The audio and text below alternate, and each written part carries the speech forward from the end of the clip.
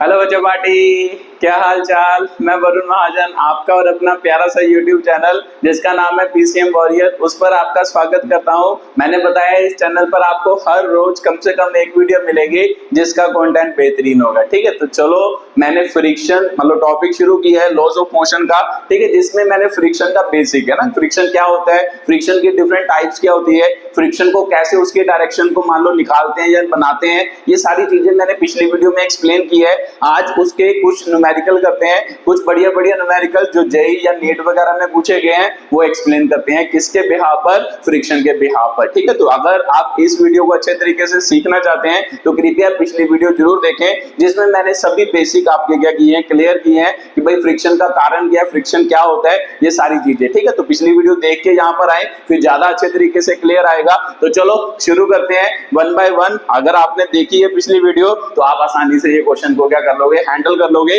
तो इन क्वेश्चन को करने के लिए मैं छोटी छोटी थोड़ी सी दो तीन बातें बता देता हूं, पहले वो लिख लेते हैं, फिर उसके बाद क्वेश्चंस को क्या करते हैं, एक्सप्लेन करते हैं। इसमें मैंने आपको बताया था कि भाई फ्रिक्शन तीन टाइप का होता है, एक आपको स्टैटिक फ्रिक्शन होता है, एक लिमिटिंग फ्रिक्शन होता है, एक आपका काइनेटिक फ्रिक्शन होता है। ठीक है, तो उसके तीन केस है, तीन केस के बिहाफ पर ही आपके न्यूमेरिकल होंगे सभी, उसको क्या करते हैं वन बाय वन एक्सप्लेन करते हैं। तो सबसे पहले मान लो लिखो, मान लो जब मान लो सबसे पहले तीन केस होते हैं ना, मान लो अप्लाइड फोर्स, पहले केस में क्या होगा, अप्लाइड फोर्स जब लेस देन क्या होगा, मान लो फ्रिक्शन होगा। अप्लाइड फोर्स लेस देन क्या होगा, मान लो क्या है, लिमिटिंग फ्रिक्शन। लिमिटिंग फ्रिक्शन मतलब इसको मैक्सिमम वैल्यू ऑफ फ्रिक्शन भी कहते हैं, मैक्सिमम वैल्यू ऑफ फ्रिक्शन। तो जब भी कभी अप्लाइड फोर्स जो होगा वो लिमिटिंग फ्रिक्शन और मैक्सिमम वैल्यू ऑफ क्या होगा, मतलब फ्रिक्शन से क्या होगा, कम होगा, तो तब क्या होता है, तब बॉडी है ना, तब बॉडी ने क्या रहना है, रेस्ट पे।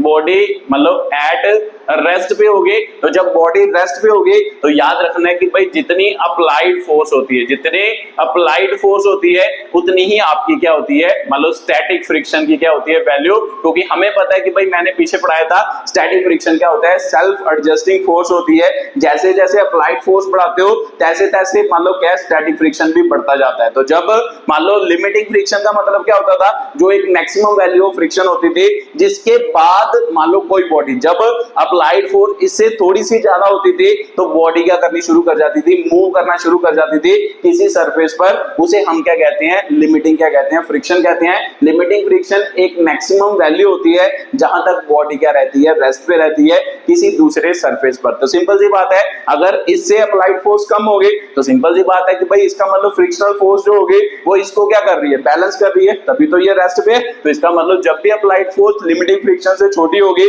तो इसका मतलब बॉडी हमेशा कहां पर रहेगी, रेस्ट पे। क्योंकि लिमिटिंग फ्रिक्शन एक ऐसी फ्रिक्शन है जहां पर अगर इसके बराबर आप फोर्स लगाओगे तो फिर क्या होता है, इस टाइम पर बॉडी जस्ट चलना क्या करती है, स्टार्ट करती है। या फिर हम कह सकते हैं कि ये एक मैक्सिमम वैल्यू है जहां तक बॉडी क्या रहती है, सरफेस पर रेस्ट पे रहती है। अगर इससे ज्यादा वैल्यू होगी तभी बॉडी सरफेस पे क्या करेगी, मूव। तो सिंपल सी बात है, अगर आपने फोर्स अप्लाई की वो इससे छोटी होगी, अगर लिमिटिंग फ्रिक्शन से छोटी होगी तो इसका मतलब फ्रिक्शन की वैल्यू बढ़ी हुई, तो इसका मतलब बॉडी चलेगी नहीं, बॉडी क्या होगी, रेस्ट पे होगी। तो उस केस में अप्लाइड फोर्स किसके बराबर होती है, स्टैटिक फ्रिक्शन के क्या होती है, बराबर। क्योंकि स्टैटिक फ्रिक्शन अपने आप को एडजस्ट करता जाता है, आप फोर्स अप्लाई करते जाते हो उतनी ही आपकी स्टैटिक फ्रिक्शन की वैल्यू पीछे लगती जाती है, जिसकी वजह से नेट फोर्स क्या होती है, जीरो होती है। ठीक है, तो ये याद रखना है पहला केस। मान लो केस नंबर 1 लिख लो, ये यूज करेंगे। उसके बाद केस नंबर 2, दूसरा केस क्या हो सकता है कि भाई जब मान लो अप्लाइड फोर्स जो होगी ना, अप्लाइड फोर्स जो होगी वो किसके बराबर होगी, मतलब लिमिटिंग फ्रिक्शन के बराबर होगी। तो इसका मतलब मैंने अभी आपको बताया कि लिमिटिंग फ्रिक्शन क्या होता है, एक ऐसी वैल्यू ऑफ फ्रिक्शन जहां पे बॉडी अपना मोशन जस्ट स्टार्ट करना लग रही है। मतलब क्या कि यहां पर वो होगी तो रेस्ट पे, बट इससे थोड़ी सी भी ज्यादा आप फोर्स लगाओगे तो बॉडी क्या करेगी, सरफेस पे चलना क्या कर देगी, स्टार्ट कर देगी, मतलब मूव करना क्या कर देगी, स्टार्ट कर देगी। तो सिंपल सी बात है, जब अप्लाइड फोर्स लिमिटिंग फ्रिक्शन के बराबर है तो यहां पे क्या होएगा, मतलब मोशन, मतलब ये कौन सा क्वेश्चन होगा जब ये दोनों बराबर होंगे, मोशन जस्ट बिगिंस है ना, जस्ट बिगिंस फोर्स स्टार्ट, मतलब क्या होगा, जब भी कभी मान लो अप्लाइड फोर्स लिमिटिंग फ्रिक्शन के बराबर है तो इसका मतलब मोशन क्या होने वाला है, स्टार्ट होने वाला है किसका, एक ऑब्जेक्ट का एक सरफेस के ऊपर। तो ये याद रखना है, अप्लाइड फोर्स लिमिटिंग फ्रिक्शन के बराबर, तो इसका मतलब मोशन क्या होने वाला है, जस्ट स्टार्ट होने वाला है। तो जब भी कभी मोशन जस्ट स्टार्ट वाला केस होगा तो इसका मतलब जो आपने फोर्स अप्लाई की है वो हमेशा लिमिटिंग फ्रिक्शन के बराबर होगी, क्योंकि इस केस पे मोशन क्या होने वाला होता है, स्टार्ट होने वाला होता है किसी दूसरे सरफेस पर। तो तीसरा केस क्या होगा, केस नंबर 3, तो इसको भी लिख लो। केस नंबर 3 क्या हो सकता है सर, अप्लाइड फोर्स क्या होगी, ज्यादा हो जाएगी। अप्लाइड फोर्स जब क्या होगी, मान लो लिमिटिंग फ्रिक्शन से ज्यादा होगी, तीसरा केस तो यही होगा। तो जब अप्लाइड फोर्स लिमिटिंग फ्रिक्शन से ज्यादा होगी इसका मतलब क्या है कि भाई जो फोर्स आप अप्लाई कर रहे हो वो इस वैल्यू से ज्यादा है। तो इस वैल्यू को क्या कहते हैं, मैक्सिमम वैल्यू ऑफ फ्रिक्शन या maximum value of static friction, static friction कहते हैं। तो सिंपल सी बात है सर, अब मान लो जब मान लो कोई सरफेस मान लो क्या है, कितनी मतलब फोर्स लगा के किसी बॉडी को रोक सकता है उसे हम क्या कहते हैं, लिमिटिंग फ्रिक्शन कहते हैं। तो सिंपल सी बात है, अगर लिमिटिंग फ्रिक्शन से आपने फोर्स ज्यादा अप्लाई की तो इसका मतलब उस सरफेस की इतनी औकात नहीं कि वो उस बॉडी को रोक पाए, क्योंकि उसकी मतलब मैक्सिमम टेंडेंसी कितनी है रोकने की, वो उसको कहते हैं लिमिटिंग फ्रिक्शन। अगर आपने उस फोर्स से ज्यादा फोर्स लगाई तो वो बॉडी वहां पे मूव करना क्या कर जाएगी, स्टार्ट कर जाएगी। अगर बॉडी मूव करना स्टार्ट कर गई तो इसका मतलब ये किसका केस है कि भाई बॉडी क्या करेगी ना, बॉडी मोशन में होगी ना, बॉडी मोशन में होगी। तो जब बॉडी मोशन में होगी तो सिंपल सी बात है सर, इसका मतलब बॉडी मोशन में है तो इसका मतलब हमने मतलब आपको कोफिशिएंट ऑफ फ्रिक्शन भी 2 दिए होंगे, आपने म्यू के क्या करना है, यूज करना है ना, म्यू के यूज करना है, यूज करना है।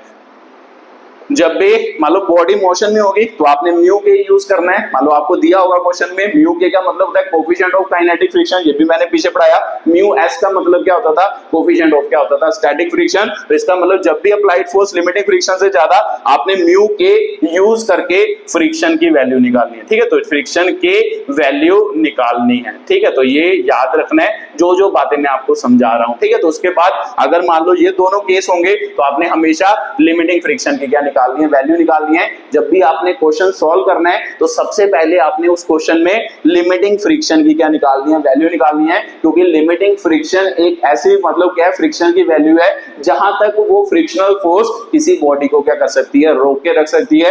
अगर उससे ज्यादा फोर्स होगी तब भी बॉडी मोशन में आएगी, अगर मान लो इसके बराबर होगी, मान लो लिमिटिंग फ्रिक्शन के बराबर अप्लाइड फोर्स होगी तब भी बॉडी रेस्ट पे होगी, अगर लिमिटिंग फ्रिक्शन से अप्लाइड फोर्स कम होगी तब भी बॉडी क्या होगी, मान लो सरफेस के ऊपर क्या होगी, रेस्ट पे होगी, ठीक है। तो ये बातें आपको क्लियर होनी जरूरी है, ये तीनों केस आपके दिमाग में क्लियर होने जरूरी है। एक साइड पे लिख लो। अब उसके बाद क्वेश्चन क्या करते हैं, सॉल्व करते हैं। तो जब क्वेश्चन सॉल्व करोगे फिर आपको समझ आएगा कि क्या मैं बोल रहा हूं, कैसे मैं बोल रहा हूं, ठीक है। तो चलो स्टार्ट करते हैं 1 बाय 1। तो चलो एक क्वेश्चन पहले इसको लिखा रहने देते हैं, फिर स्टार्ट करते हैं, फिर आपको बात समझ आएगी, ठीक है। तो मान लो एक क्वेश्चन है, मान लो एक ब्लॉक है ना, एक सरफेस दी है, एक ब्लॉक है, आपको पता है कि भाई वो ब्लॉक मान लो 1 किलोग्राम का ब्लॉक है, तो उस पर हम इधर को क्या लगा रहे हैं, फोर्स लगा रहे हैं। तो calculate the friction force when applied force is, पहला केस 1 न्यूटन, सेकंड केस मान लो 2 न्यूटन, थर्ड केस मान लो 2.5 न्यूटन, ठीक है। तो 3 केस दे दिए, मान लो तीनों केसेस में आपको पूछा है कि भाई उसकी फोर्स ऑफ फ्रिक्शन कितनी होगी। तो जब मान लो एक बॉडी मान लो 1 किलोग्राम की है तो वो उस पर फोर्स कितनी लगा रहे हैं, F लगा रहे हैं। F का मतलब अप्लाइड फोर्स है, तो अप्लाइड फोर्स 1 न्यूटन है, 2 न्यूटन है, 2.5 न्यूटन है। तो जब भी कभी फ्रिक्शन का क्वेश्चन आए सबसे पहले आपने क्या निकालना है, उसका लिमिटिंग फ्रिक्शन की वैल्यू निकालनी है। लिमिटिंग फ्रिक्शन मतलब मैक्सिमम फ्रिक्शन, जहां तक फ्रिक्शनल फोर्स किसी मान लो बॉक्स को या ब्लॉक को अपने ऊपर क्या रेस्ट पे रख सकती है। अगर उससे ज्यादा मान लो अप्लाइड फोर्स होगी तो ब्लॉक मूव करेगा, अगर उससे कम होगी तो ब्लॉक कभी भी मूव नहीं करेगा, उसके बराबर हो गया ना। ये दोनों केस में ब्लॉक मूव नहीं करेगा ना, दोनों केस में ब्लॉक मूव नहीं करेगा, तो ये केस में ब्लॉक क्या करेगा, मूव। तो सबसे पहले जब भी फ्रिक्शन का क्वेश्चन आए सबसे पहले स्टैटिक लिमिटिंग फ्रिक्शन निकालना है, मैक्सिमम वैल्यू ऑफ फ्रिक्शन निकालना है। तो वो फॉर्मूला मैंने बताया था कि भाई लिमिटिंग मतलब एफ एल भी लिख देते हैं लिमिटिंग फ्रिक्शन को, या एफ एस भी लिख देते हैं, ठीक है। ये टेंशन नहीं लेनी, एफ एस लिखो या एफ एल लिखो। तो इसका मतलब किसके बराबर होता था, म्यू एस इंटू क्या होता था, एल। तो इसका मतलब एफ एल लिखूंगा मैं तो म्यू एस, तो सर मेरे को पता है कि भाई कोफिशिएंट ऑफ फ्रिक्शन गिवन भी जरूरी होना चाहिए, तो अब कोफिशिएंट ऑफ फ्रिक्शन मान लो आपको क्वेश्चन में क्या होता है, दोनों फ्रिक्शन गिवन होते हैं, कई बार ऐसा लिखा होता है ना म्यू एस की वैल्यू 0.2 दी है और म्यू के की वैल्यू आपको कितनी दी है 0.15। तो जब दोनों दी है, अब हमें कैसे पता कि ये यूज करना है या ये यूज करना है, ये कैसे पता चलेगा, ये बात ध्यान में रखनी है। जब भी फ्रिक्शन का क्वेश्चन है, सबसे पहले आपने क्या निकालना है, स्टैटिक फ्रिक्शन, मतलब maximum value of static friction, जिसे हम क्या कहते हैं, लिमिटिंग फ्रिक्शन। तो limiting friction mu s into N होता है, म्यू एस का मतलब 0.20, उसके बाद सर एन का मतलब नॉर्मल रिएक्शन, तो नॉर्मल रिएक्शन कितनी होगी, तो मेरे को पता है अगर इसकी एफपीडी बनाए, नीचे की तरफ कौन सी फोर्स लगती है सर, mg लगती है, तो ये सरफेस इसको ऊपर की तरफ फोर्स लगाता है, जिसे हम क्या कहते हैं, नॉर्मल रिएक्शन। तो हमें पता है कि भाई सर ये इक्विलिब्रियम में है, क्योंकि बॉक्स कभी ऐसे थोड़ा ना होता ऊपर हवा में उड़ता है, ऐसा तो नहीं होता, इसका मतलब इस तरफ क्या है, इक्विलिब्रियम। तो इक्विलिब्रियम हो, इसका मतलब नेट फोर्स 0 है, तो नेट फोर्स 0 का मतलब ये वाली फोर्स की क्या होती है, बराबर होती है। ये सभी बातें मैंने क्लियर की है। तो सिंपल सी बात है सर, नॉर्मल रिएक्शन mg के बराबर, तो इधर mg लिख दो, तो इसका मतलब F limiting is equal to 0.20 into mass. Mass कितना है सर, 1 किलोग्राम। g मान लो कि भाई आपको कितना दी है, 10 मीटर पर सेकंड स्क्वायर दी है, तो 10 हो गया। तो इसका मतलब FL इज इक्वल टू, इसको 20/100 लिख लो, इनटू कितना हो गया 10, 1 0 इससे गया, 1 0 इससे गया, तो इसका मतलब FL कितना हो गया, 2 न्यूटन आपका क्या हो गया, FL। तो 2 न्यूटन का मतलब क्या है कि भाई इतनी फोर्स तक, मतलब अगर मान लो जो सरफेस है ना, जो ये वाला सरफेस है, ये सरफेस इतनी, जब आप अप्लाइड फोर्स इतनी अप्लाई करोगे, यहां तक वह बॉडी को क्या रख सकता है, रेस्ट पे रख सकता है। अगर मान लो आपकी अप्लाइड फोर्स इससे ज्यादा हो गई, बॉडी क्या आ जाएगी, मोशन में आ जाएगी। ठीक है, तो जब भी कभी फ्रिक्शन का क्वेश्चन आए, सबसे पहले लिमिटिंग फ्रिक्शन निकालना है। तो सर बात मेरे को समझ आ गई, लिमिटिंग फ्रिक्शन निकाल लिया। अब उसके बाद देखो कि भाई अप्लाइड फोर्स कौन सी है। तो पहला केस, अप्लाइड फोर्स कौन सी है आपकी, पहले केस में अप्लाइड फोर्स जो है वो सर कितनी है, 1 न्यूटन है। तो तब मुझे पता है कि सर अभी मैंने आपको बताया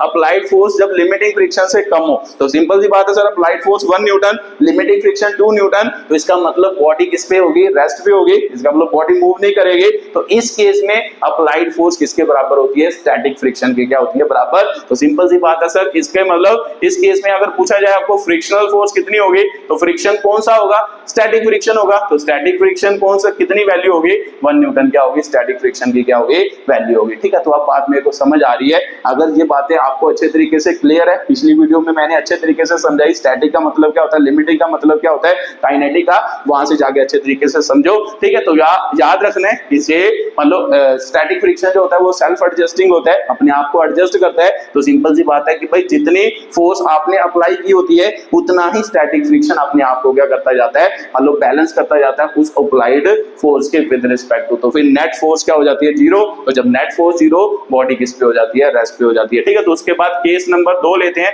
अगर केस नंबर 2 लिखें तो अप्लाइड फोर्स कितनी है, तो आपका आंसर होगा सर अप्लाइड फोर्स 2 न्यूटन दी है, तो इसका मतलब 2 न्यूटन हो गया। तो लिमिटिंग फ्रिक्शन भी क्या है, 2 न्यूटन। तो मैंने अभी आपको बताया कि जब भी लिमिटिंग फ्रिक्शन तक मान लो सरफेस हमेशा बॉडी को अपने ऊपर क्या रखता है, रेस्ट पे रखता है, तो इसका मतलब अप्लाइड फोर्स और लिमिटिंग फ्रिक्शन बराबर है। अप्लाइड फोर्स और लिमिटिंग फ्रिक्शन बराबर है। यहाँ पे मोशन जस्ट बिगेन और स्टार्ट, मतलब अभी मोशन स्टार्ट नहीं हुआ, स्टार्ट होने वाला है। तो इसका मतलब यहाँ पर भी बॉडी क्या होगी, रेस्ट पे होगी। अगर इससे एक मान लो पॉइंट 1 नंबर पे ज्यादा आपने फोर्स लगा दी, तो सिंपल सी बात है कि भाई बॉडी मूव करना क्या कर जाएगी, स्टार्ट कर जाएगी। बट यहाँ पर बॉडी कहां पर है, रेस्ट पर है। तो सिंपल सी बात है सर, इस केस में भी रेस्ट पे होगी। तो इस केस में क्या होता है, जब रेस्ट पे होगी तो मेरे को पता है अप्लाइड फोर्स और लिमिटिंग फ्रिक्शन फोर्स बराबर है, तो इसका मतलब बॉडी रेस्ट पे है। तो इसका मतलब फ्रिक्शनल फोर्स अगर आपको पूछा जाए, तो फ्रिक्शनल फोर्स इस केस में कितनी एक्ट कर रही है, 2 न्यूटन क्या कर रही है, एक्ट कर रही है। ठीक है, तो ये दोनों केस आपको समझ आए होंगे। अब तीसरे केस की बात करते हैं कि भाई तीसरा केस क्या है। अब तीसरे केस को एक्सप्लेन करते हैं, तो ध्यान से देखो।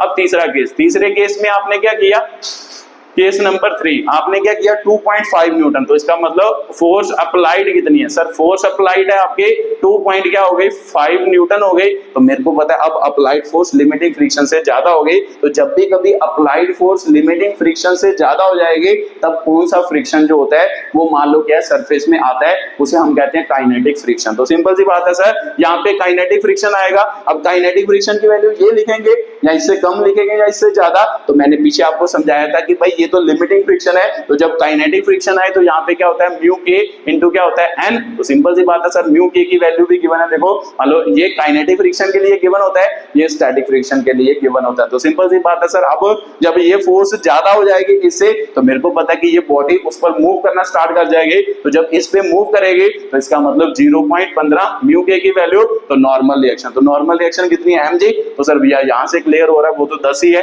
तो इसका मतलब एफ के मतलब फ्रिक्शनल फोर्स कितनी होगी 1.5 क्या होगी न्यूटन होगी। तो मैंने आपको बताया था कि भाई जो मान लो काइनेटिक फ्रिक्शन होता है वो कम होता है एज कंपेयर टू क्या होता है लिमिटिंग क्या होता है फ्रिक्शन। ये सारी बातें क्लियर की थी, ठीक है। तो ये पहला क्वेश्चन था, पहले क्वेश्चन की एक्सप्लेनेशन थी। ये बातें आपके दिमाग में क्लियर होनी जरूरी है, फिर कोई भी क्वेश्चन आ जाए आप इजीली उसको क्या कर लोगे हैंडल कर लोगे, ठीक है। तो सर मेरे को बात क्लियर हो गई, ये बातें आपको क्लियर हुई होगी। तो चलो अगला क्वेश्चन करते हैं, फिर आपको बातें अच्छे तरीके से क्या होंगी क्लियर होंगी, ठीक है। तो अब इसे मिटा देते हैं। अब आपको समझ आ गया कि भाई कैसे चीजों को याद रखना है, ठीक है। तो चलो उसके बाद अगला केस क्या करते हैं एक्सप्लेन करते हैं और उसको क्या करते हैं स्टार्ट करते हैं।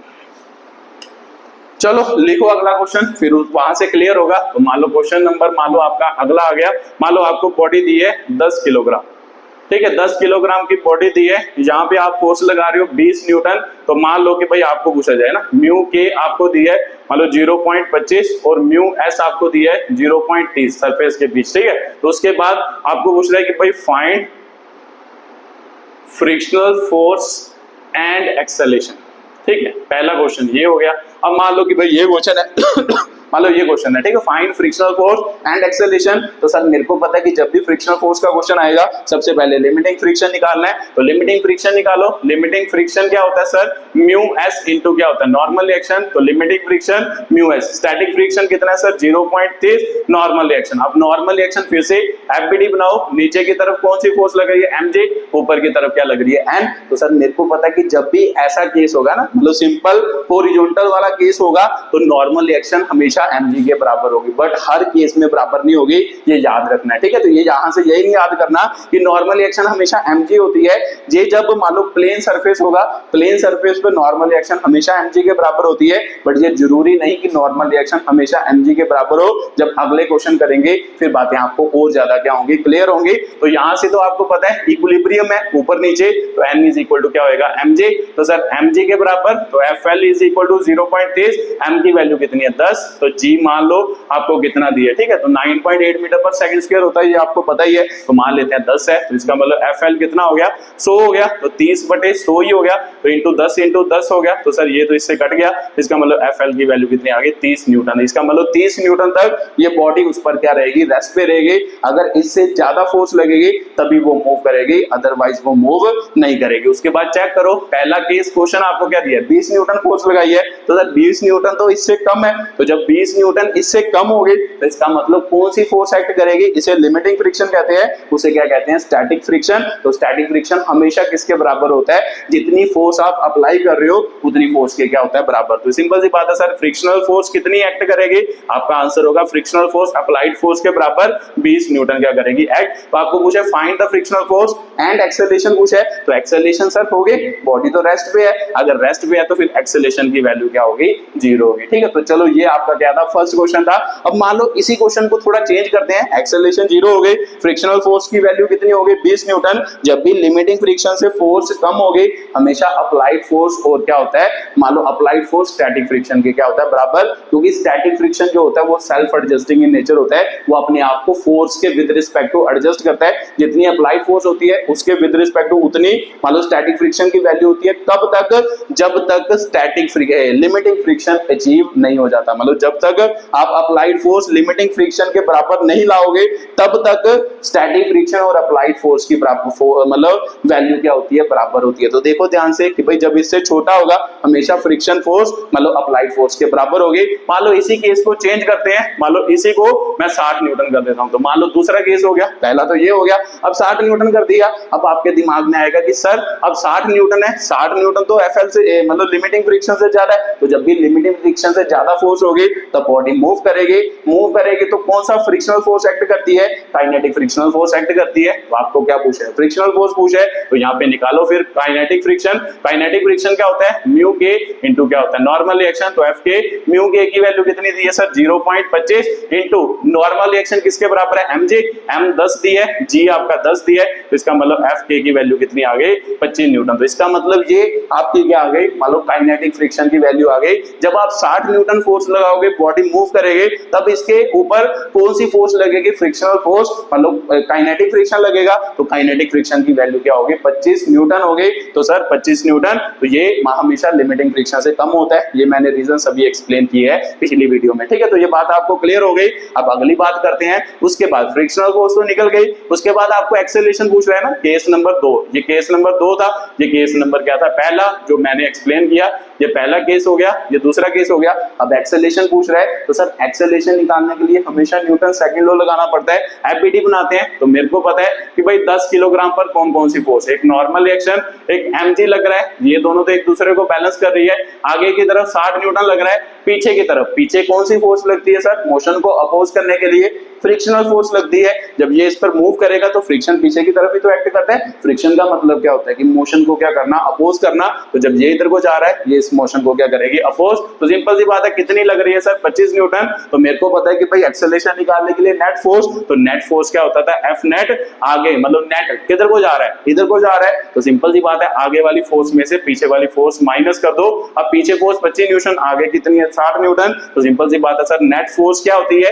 नेट फोर्स होती है मास इंटू एक्सेलरेशन। तो मास इंटू एक्सेलरेशन कितना बचा? 35। तो मास कितना है sir? Acceleration is equal to 35 बटे मास। मास कितना है ऑब्जेक्ट का? 10। तो इसका मतलब एक्सेलरेशन की वैल्यू कितनी होगी? 3.5 मीटर पर सेकंड स्क्वायर क्या होगी? इसकी वैल्यू होगी, ठीक है। तो ये आपका क्या था? अगला क्वेश्चन था। अगले क्वेश्चन की एक्सप्लेनेशन थी कि भाई जब एक्सेलरेशन की वैल्यू पूछी जाए, एक्सेलरेशन हमेशा कब होगी? जब काइनेटिक फ्रिक्शन होगा, लिमिटिंग फ्रिक्शन होगा या स्टैटिक फ्रिक्शन होगा, उसमें एक्सेलरेशन की वैल्यू 0 होगी, क्योंकि लिमिटिंग फ्रिक्शन तक बॉडी क्या रहती है? रेस्ट में रहती है। तो जब बॉडी रेस्ट पे होगी तो उसकी एक्सेलरेशन क्या होगी?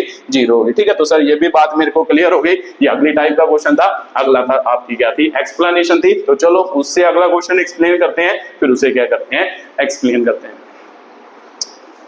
चलो देखते हैं कि भाई अगला क्वेश्चन क्या है। तो अगला क्वेश्चन जल्दी जल्दी लिखो, फिर आपको क्लियर होगा कि भाई कैसे मान लो करते हैं क्वेश्चन को। मान लो ये आपको ऑब्जेक्ट दे दिया, मान लो इधर 25 न्यूटन क्या लगाई? फोर्स लगाई। यहाँ पे म्यू एस की वैल्यू आपको पूछ रहा है कितनी होगी, और पूछ रहा है कि भाई ये सरफेस है 25 न्यूटन फोर्स लगाई, तो मान लो क्या इसकी वैल्यू कितनी दी है? 10 किलोग्राम का आपको बॉडी दे दी है। तो मान लो कि भाई आपको बोले जी की वैल्यू 10 मीटर पर सेकंड स्क्वायर है, तो उन्होंने बोला कि भाई व्हेन फाइंड म्यू एस की वैल्यू मतलब निकालनी है when body just begin to move on surface, ठीक है। तो ये आपका क्या है? क्वेश्चन है। तो वीडियो को पॉज करो, खुद ट्राई करो, फिर मैं करके बताता हूं कि कैसे ये क्वेश्चन सॉल्व होगा। चलो आपने कोशिश की होगी। अब ध्यान से पढ़ो कि भाई आपको म्यू एस की वैल्यू पूछी है, तो सर हमें कैसे पता कि बॉडी चल रही है या नहीं चल रही? ये कहां से पता चलेगा? क्वेश्चन से पता चलेगा। देखो म्यू एस की वैल्यू पूछी है, तो पहले तो म्यू एस की वैल्यू पूछी है, ऑब्वियस सी बात है कि भाई स्टैटिक फ्रिक्शन की बात कर रहे हैं, मतलब लिमिटिंग फ्रिक्शन या स्टैटिक फ्रिक्शन की बात कर रहे हैं। तो सिंपल सी बात है, अगर अगली लाइन पढ़ो when body just begin to move on the क्या होगा? सरफेस होगा। तो मैंने अभी आपको बताया था कि जब कोई बॉडी दूसरे सरफेस पर जस्ट मूव करने की कोशिश कर रही होती है या जस्ट मूव करने वाली होती है, तब अप्लाइड फोर्स किसके बराबर होती है? किसके? मान लो लिमिटिंग फ्रिक्शन के क्या होती है? बराबर। तो इस लाइन से मेरे को समझ आ गया कि सर एफ अप्लाइड जो होगी वो किसके बराबर होगी? एफ लिमिटिंग के बराबर होगी। तो सिंपल सी बात है, लगा दो। अब अप्लाइड फोर्स और लिमिटिंग फोर्स को क्या कर दो? बराबर कर दो। तो लिमिटिंग फोर्स किसके बराबर होती है सर? म्यू, है ना, म्यू एस, म्यू मतलब limiting force mu s into क्या हो गया? Normal reaction. तो एफ अप्लाइड हो गया। तो एफ अप्लाइड फोर्स किसके बराबर? जब आप फोर्स अप्लाई करते हो तो सिंपल सी बात है कि भाई मास इंटू एक्सेलरेशन ही तो होता है, उसकी फोर्स की वैल्यू क्या होती है? Mass into acceleration. अगर ऑब्जेक्ट क्या कर रहा हो? मूव कर रहा हो, तो हमने तो मान लो अप्लाइड फोर्स कितनी लगाई है? मतलब 25 न्यूटन लगाई है। अब ऑब्जेक्ट मूव कर रहा है, ऑब्जेक्ट तो मूव ही नहीं कर रहा, तो इसका मतलब एक्चुअल में ये अप्लाइड फोर्स कितनी दी है? 25 न्यूटन। तो इसका मतलब ये 25 हो गया। म्यू म्यू एस की वैल्यू निकालनी है। तो नॉर्मल रिएक्शन, तो जब भी ये वाला केस हो, मैंने पहले भी बोला है, ये वाले केस में मतलब जब प्लेन सरफेस हो, म्यू एन की वैल्यू हमेशा किसके बराबर, मान लो एन एम जी के क्या होगी बराबर, क्योंकि ये दोनों इक्विलिब्रियम में है, मोशन ऊपर की तरफ नहीं हो रहा, तो जिस तरफ मोशन ना हो रहा हो उसमें फोर्सेज क्या होती हैं, इक्विलिब्रियम। इक्विलिब्रियम का मतलब ऊपर वाली फोर्स नीचे वाली फोर्स के बराबर है। तो सिंपल सी बात है सर, एम जी मास कितना है सर 10, तो मतलब जी की वैल्यू भी कितनी है 10, तो सर म्यू एस ही तो निकालना है, तो 25 बटे कितना हो गया 100, तो इसका मतलब mu s is equal to 0.25 आपका क्या हो गया म्यू एस की वैल्यू। तो इसका मतलब स्टैटिक फ्रिक्शन कितना है 0.25 आपका क्या है स्टैटिक फ्रिक्शन। ये आपका अगला क्वेश्चन था। अगर मान लो ऑब्जेक्ट मूव करता तो फिर एफ अप्लाइड जो होनी थी वो मास इनटू एक्सेलरेशन, ऐसी इक्वेशन भी लग सकती थी, बट उन्होंने बोला कि object just begin to start, इसका मतलब अभी ऑब्जेक्ट मोशन स्टार्ट नहीं हुआ, स्टार्ट होने वाला है। तो जब भी मोशन स्टार्ट होने वाला होता है, अप्लाइड फोर्स हमेशा किसके बराबर होती है, static friction sorry limiting friction के क्या होती है बराबर होती है। ठीक है, तो ये भी बात आपको समझ आई होगी, ये भी मान लो एक ठीक ठाक क्वेश्चन था, मान लो आपको बात समझ आ गई होगी। ठीक है, तो चलो अगला क्वेश्चन करते हैं। अगले क्वेश्चन को क्या करते हैं, एक्सप्लेन करते हैं। एक ऐसे टाइप का क्वेश्चन आता है, एक अप इंक्लाइंड मतलब फोर्स जो होती है वो मान लो क्या है, मान लो एंगल बना के क्या आता है क्वेश्चन आता है। तो चलो वो वाला क्वेश्चन एक्सप्लेन करते हैं, फिर आपको थोड़ी सी बातें और क्लियर होंगी। ठीक है, तो ये आपका जेई का क्वेश्चन है, जेई में आया हुआ क्वेश्चन है। ठीक है, मान लो ये हॉरिजॉन्टल के साथ 60 डिग्री का क्या बना रही है एंगल, यहाँ पे मान लो फोर्स कितनी लग रही है, मान लो एफ क्या लग रही है, फोर्स लग रही है। मान लो ऑब्जेक्ट की वैल्यू आपको दी है, मास आपको दी है √3 किलोग्राम इसका मास दी है, और इस पर म्यू जो दी है वो 1/2 अंडर क्या दी है 3 दी है। मान लो ये क्वेश्चन दी है। ठीक है, तो मान लो पूछ क्या रहा है, लिखो जल्दी जल्दी, find maximum value of the force such that block does not move। ठीक है, तो ये आपका क्या है क्वेश्चन है, तो ये भी एक अच्छा क्वेश्चन है, ये जेई 2003-4 में पूछा गया क्वेश्चन है। तो ऐसा ही सेम टू सेम क्वेश्चन 2023 में भी पूछा गया है। पहले ये करते हैं, उसकी कैलकुलेशन थोड़ी डिफिकल्ट है, ये थोड़ी कैलकुलेशन क्या है आसान है। ठीक है, तो ये क्वेश्चन करते हैं। मान लो क्या पूछा है, find the maximum value of the force such that block does not क्या होगा मूव होगा। तो सिंपल सी बात है सर, मेरे को पता है मैक्सिमम वैल्यू ऑफ फोर्स जहां तक ब्लॉक मूव नहीं करता उसे हम लिमिटिंग फ्रिक्शन कहते हैं। तो इसका मतलब जो आप फोर्स अप्लाई कर रहे हो वो किसके बराबर होनी चाहिए, लिमिटिंग फ्रिक्शन के बराबर होनी चाहिए। ठीक है, तो यहाँ पे लिख लेते हैं अप्लाइड फोर्स है ना, applied force is equal to किसके बराबर, लिमिटिंग फ्रिक्शन। यहाँ पे लिमिटिंग फ्रिक्शन के क्या होगी बराबर होगी। ये बात मेरे को यहाँ से समझ आ रही है, तो पहले तो एफबीडी ड्रॉ करो, फिर समझ आएगा कि भाई कौन कौन सी फोर्स एक्ट कर रही है। मेरे को पता है कि ये सरफेस है, मान लो ये एक ऑब्जेक्ट है। ठीक है, तो ये एक ऑब्जेक्ट है, तो ये ऑब्जेक्ट पर कौन कौन सी फोर्स, देखो ये फोर्स किधर को लग रही है, इधर को, तो सर इधर को भी बना सकते हैं, नीचे की तरफ भी बना सकते हैं, तो नीचे की तरफ बना दो। ये फोर्स कैसे एक्ट कर रही है, नीचे की तरफ। अगर मान लो ये एंगल है ना, ऐसे फोर्स थे, ये एंगल कितना था 60 डिग्री था, तो सिंपल सी बात है सर, इसको ऐसे करेंगे तो ये वाला एंगल और ये वाला एंगल बराबर होते हैं, है ना, मतलब वर्टिकल ऑपोजिट एंगल, ये भी 60 डिग्री क्या होगा एंगल होगा। तो सिंपल सी बात है सर, ये एंगल और ये एंगल बराबर हो गया। अब फोर्स को रिजोल्व कर लेते हैं। मेरे को पता है कि इसका मास कितना दिया ये, तो सर मेरे को पता है नीचे की तरफ एक तो mg एक्ट करती है। अब इसके कंपोनेंट, फोर्स के कंपोनेंट बनाते हैं। एक फोर्स का कंपोनेंट इधर को एक्ट करेगा जो F cos कितना होगा 60 डिग्री होगा। दूसरा इसके परपेंडिकुलर कौन सा, इधर को, तो इधर को सर mj, साथ में क्या होगा F sin क्या होगा 60 डिग्री होगा। तो मेरे को पता है कि भाई जब ये दो कंपोनेंट इधर एक्ट कर रहे हैं तो ये सरफेस इस पर एक फोर्स लगाता है ऊपर वाली डायरेक्शन में, परपेंडिकुलर डायरेक्शन में, जिसे हम क्या कहते हैं नॉर्मल रिएक्शन। तो इसका मतलब एक ऊपर की तरफ फोर्स लगेगा जिसे हम क्या कहेंगे नॉर्मल रिएक्शन कहेंगे। ठीक है, तो ध्यान से देखो कौन कौन सी फोर्स एक्ट कर रही है बॉडी के ऊपर, ये सारी फोर्सेज एक्ट कर रही हैं। इसको मिटा दो, इसका काम तो खत्म हो गया। मान लो यहाँ से देखो, यहाँ से देखिए ध्यान से, अगर यहाँ पे बनाए तो ऊपर की तरफ कौन सी है सर नॉर्मल रिएक्शन, नीचे की तरफ कौन सी है, एक तो mg एक्ट कर रही है, एक कौन सी एक्ट कर रही है F sin 60 डिग्री एक्ट कर रही है। दूसरा इधर की तरफ कौन सा एक्ट कर रहा है F cos 60 डिग्री। आपको पता ही है रेजोल्यूशन ऑफ ए वेक्टर, ये बातें तो मैंने समझा चुका हूं वेक्टर में, तो इसका मतलब cos 60 डिग्री।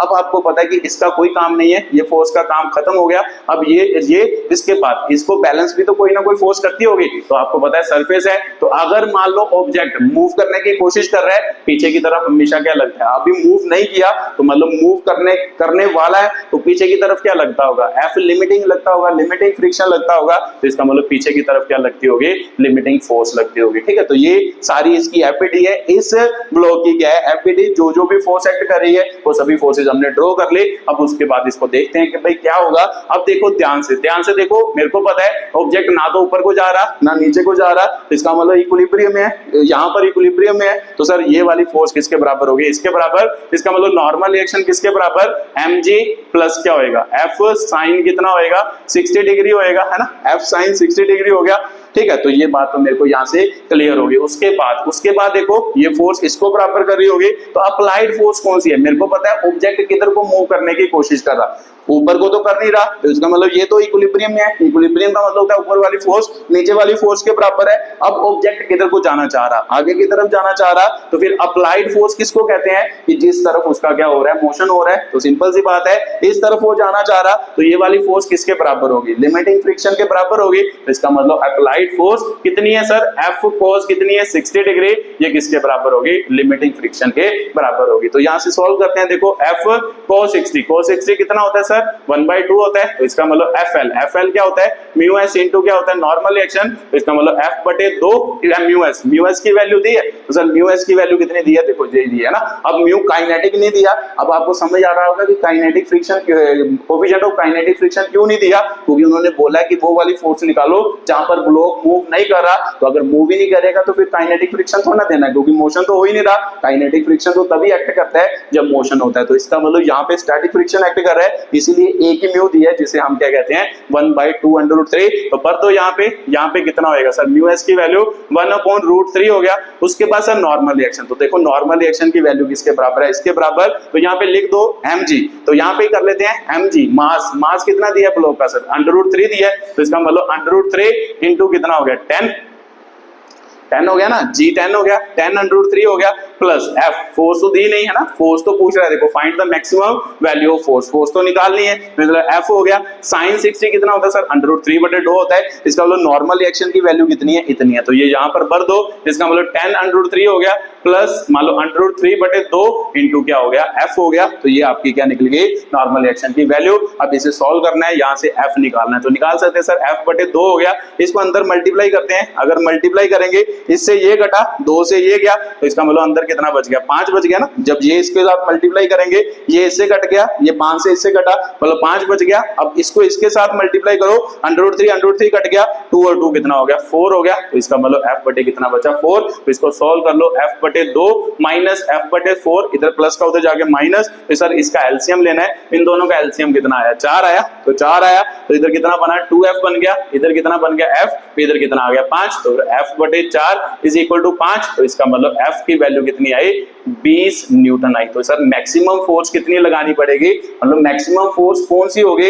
ये एक मैक्सिमम फोर्स की वैल्यू होगी जब तक मान लो ये वाला ब्लॉक इस पर क्या रहेगा? रेस्ट पे रहेगा, 20 न्यूटन। ठीक है। तो ये एक क्वेश्चन था जो जेई 2005 या 6 में आया। सेम टू सेम क्वेश्चन, ऐसा ही क्वेश्चन आपका जेई 2023 में भी आपको पूछा गया है। तो ये आपकी क्या थी? इस क्वेश्चन की एक्सप्लेनेशन थी। ठीक है। तो बात आपको समझ आई होगी कि कैसे इस क्वेश्चन के साथ क्या करना था, डील करना था। तो चलो एक क्वेश्चन और मैं आपको करके बता देता हूं इसका, जो जेई 2023 में आपको क्या किया गया? पूछा गया। सेम टू सेम इसी कॉन्सेप्ट के ऊपर क्वेश्चन है, सेम टू सेम ऐसा ही क्वेश्चन है। ठीक है। तो चलो बात आपको क्लियर हुई होगी कि कैसे इस क्वेश्चन के साथ क्या करना था, डील करना था। तो चलो अगला क्वेश्चन करते हैं, उसे देखते हैं कि भाई कैसे वो क्वेश्चन क्या होगा, सॉल्व होगा। ठीक है। तो लिखो जल्दी जल्दी वो वाला क्वेश्चन लिख लो। मान लो यहाँ पे मान लो ब्लॉक दे दिए, उसका मास आपको कितना दिया है? 10 किलोग्राम ही दिया है। इस तरफ फोर्स लगा रहा है, एंगल दिया है 30 डिग्री आपको एंगल दिया है। तो ये फोर्स हो गई। अब उसके बाद आपको दिया है, ठीक है, मान लो ये सरफेस है, इसके बाद आपको दिया है यहाँ पर म्यू एस की वैल्यू 0.25 दी है। तो फिर से पूछ रहा है कि भाई फाइंड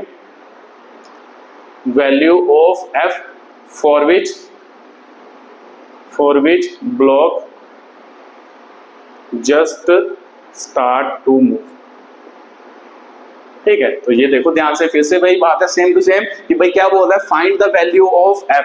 मतलब F की वैल्यू पता करो जहां पर ब्लॉक जस्ट स्टार्ट टू क्या होगा? मूव होगा। तो सर जब भी कभी जस्ट स्टार्ट टू मूव होता है तो अप्लाइड फोर्स किसके बराबर होती है? लिमिटिंग फ्रिक्शन के क्या होती है? बराबर। तो इसका मतलब यहां से मेरे को ये समझ आ गया, F अप्लाइड। अप्लाइड मतलब जिस तरफ मोशन हो रहा है उसको कहते हैं F applied is equal to क्या होएगा? FL होएगा। तो इसकी एफबीडी बनाओ, पहले देखो कि भाई कौन कौन सी फोर्सेज एक्ट कर रही है। ठीक है। तो एक नीचे की तरफ कर रही है सर mg, तो mg सर सीधा लिख ले 10g है ना, 10 इसका मास है तो 10g नीचे की तरफ, या 10g को मान लो सीधा 100 लिख लेता, चलो mg लिख लेते हैं, आपको मान लो डिफिकल्टी ना हो। नीचे की तरफ mg लग रही है तो मेरे को पता है ये सरफेस है, ये ऊपर की तरफ नॉर्मल रिएक्शन लगाएगा। उसके बाद ये मेरे को पता है फोर्स लग रही है, तो इसके दो कंपोनेंट, मान लो इधर को है ना, मान लो ये फोर्स है, तो चलो इधर से बनाते हैं, ये फोर्स है यहाँ से, मान लो इधर को इसका कंपोनेंट 30 डिग्री इधर बना रहा है, इधर को इसका कंपोनेंट कौन सा होगा सर, इधर को कंपोनेंट हो गया F cos 30 डिग्री हो गया। तो मेरे को पता है कि इसके परपेंडिकुलर एक कंपोनेंट, तो परपेंडिकुलर इधर होगा,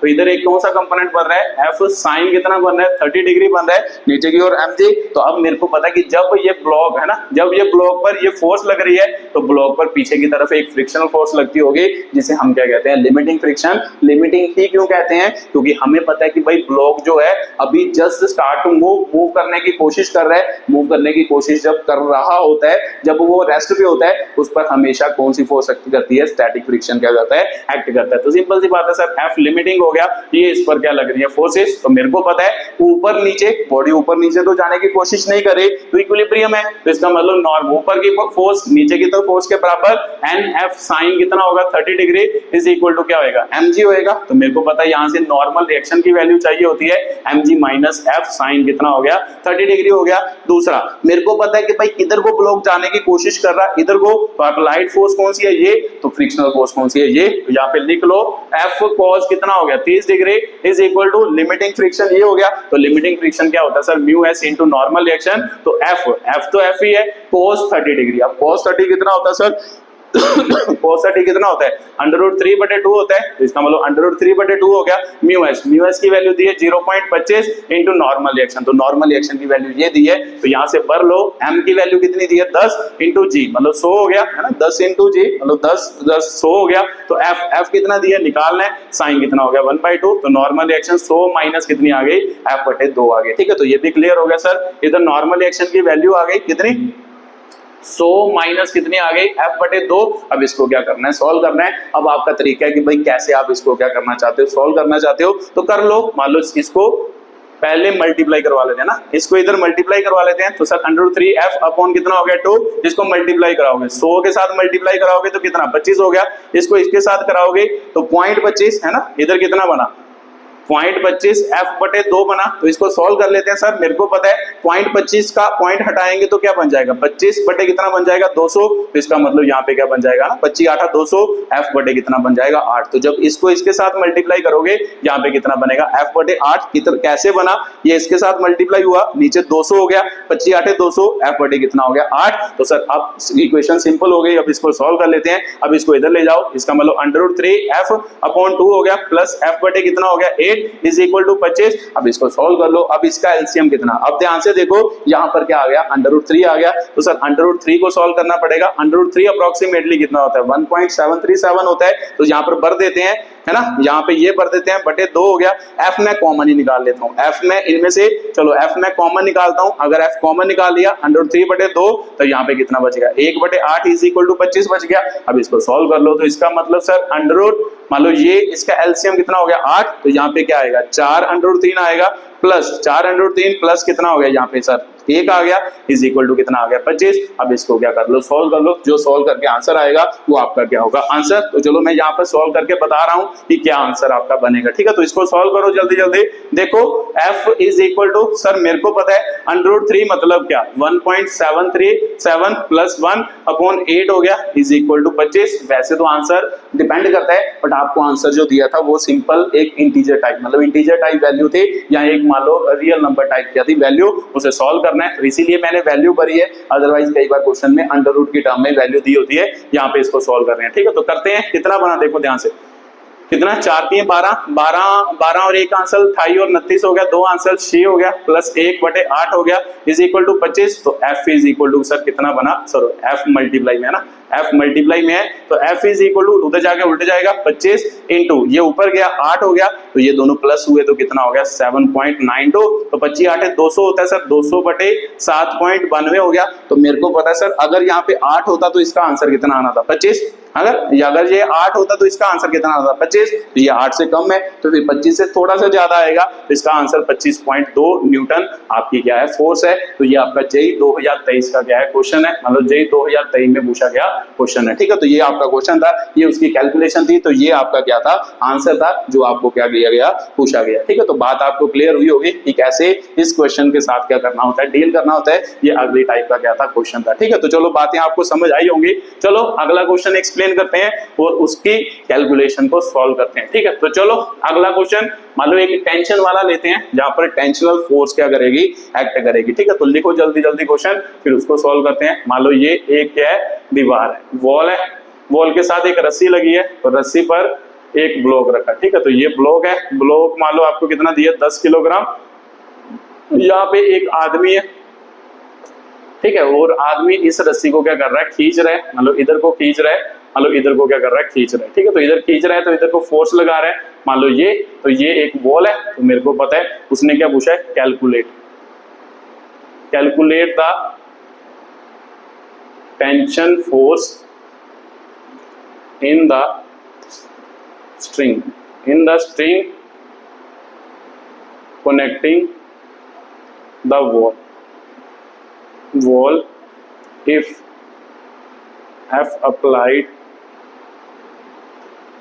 F is equal to 20 Newton और F is equal to 60 Newton, ठीक है। तो ये आपका क्वेश्चन है, जल्दी जल्दी रीड करो और खुद ट्राई करो, फिर मैं करके बताता हूँ कि भाई कैसे ये क्वेश्चन होगा। म्यू की वैल्यू नहीं दी, म्यू की वैल्यू लिख लो जल्दी जल्दी। यहाँ पे म्यू के आपको दी है 0.25 दी है और म्यू एस जो दी है वो 0.30 दी है, ठीक है। तो ये म्यू की वैल्यू होगी। चलो पढ़ते हैं, देखते हैं कि भाई क्या क्वेश्चन है, तो पढ़ के देखते हैं जल्दी जल्दी। देखो ध्यान से, पूछ रहा है calculate the tensional force in the spring. इसका मतलब जो ये स्प्रिंग अटैच की है इसमें टेंशनल फोर्स की वैल्यू निकालनी है, connecting to the wall if, मतलब पहले एक केस में, इस केस में निकालनी है, फिर इस केस में निकालनी है। तो अगर पहले केस की बात करें तो पहले केस में आप कितनी फोर्स लगा रहे हो, 20 न्यूटन फोर्स लगा रहे हो। पहले तो एक दो बात समझनी जरूरी है, मेरे को ये बताओ कि भाई रस्सी में टेंशनल फोर्स कब आएगी। तो ध्यान से, मेरे को पता है कि सर अगर ये दीवार है, पहले रस्सी मान लो ऐसे है ना, मान लो ये बॉक्स है, रस्सी ऐसे लमकी हुई है, तो रस्सी लमकी हुई की मतलब जब रस्सी जो है लमकी जी मतलब ऐसे मतलब नीचे की तरफ है, तो तब थोड़ा टेंशनल फोर्स एक्ट करती है। टेंशनल फोर्स तब एक्ट करती है जब रस्सी पूरी क्या होगी, टाइट होगी। रस्सी पूरी टाइट कब होगी, जब ये ब्लॉक आगे की तरफ क्या करेगा, मूव करेगा, तभी तो रस्सी टाइट होगी। तो इसका मतलब जब ब्लॉक आगे की तरफ मतलब मूव करने की कोशिश करेगा, इसका मतलब जब ये मोशन में आएगा तभी रस्सी क्या होगी, टाइट होगी। जब ये मोशन में नहीं आएगा, जब ये रेस्ट पे होगा, तब रस्सी टाइट होगी। तो आपका आंसर होगा सर नहीं, क्योंकि रस्सी टेंशनल फोर्स रस्सी में तभी आती है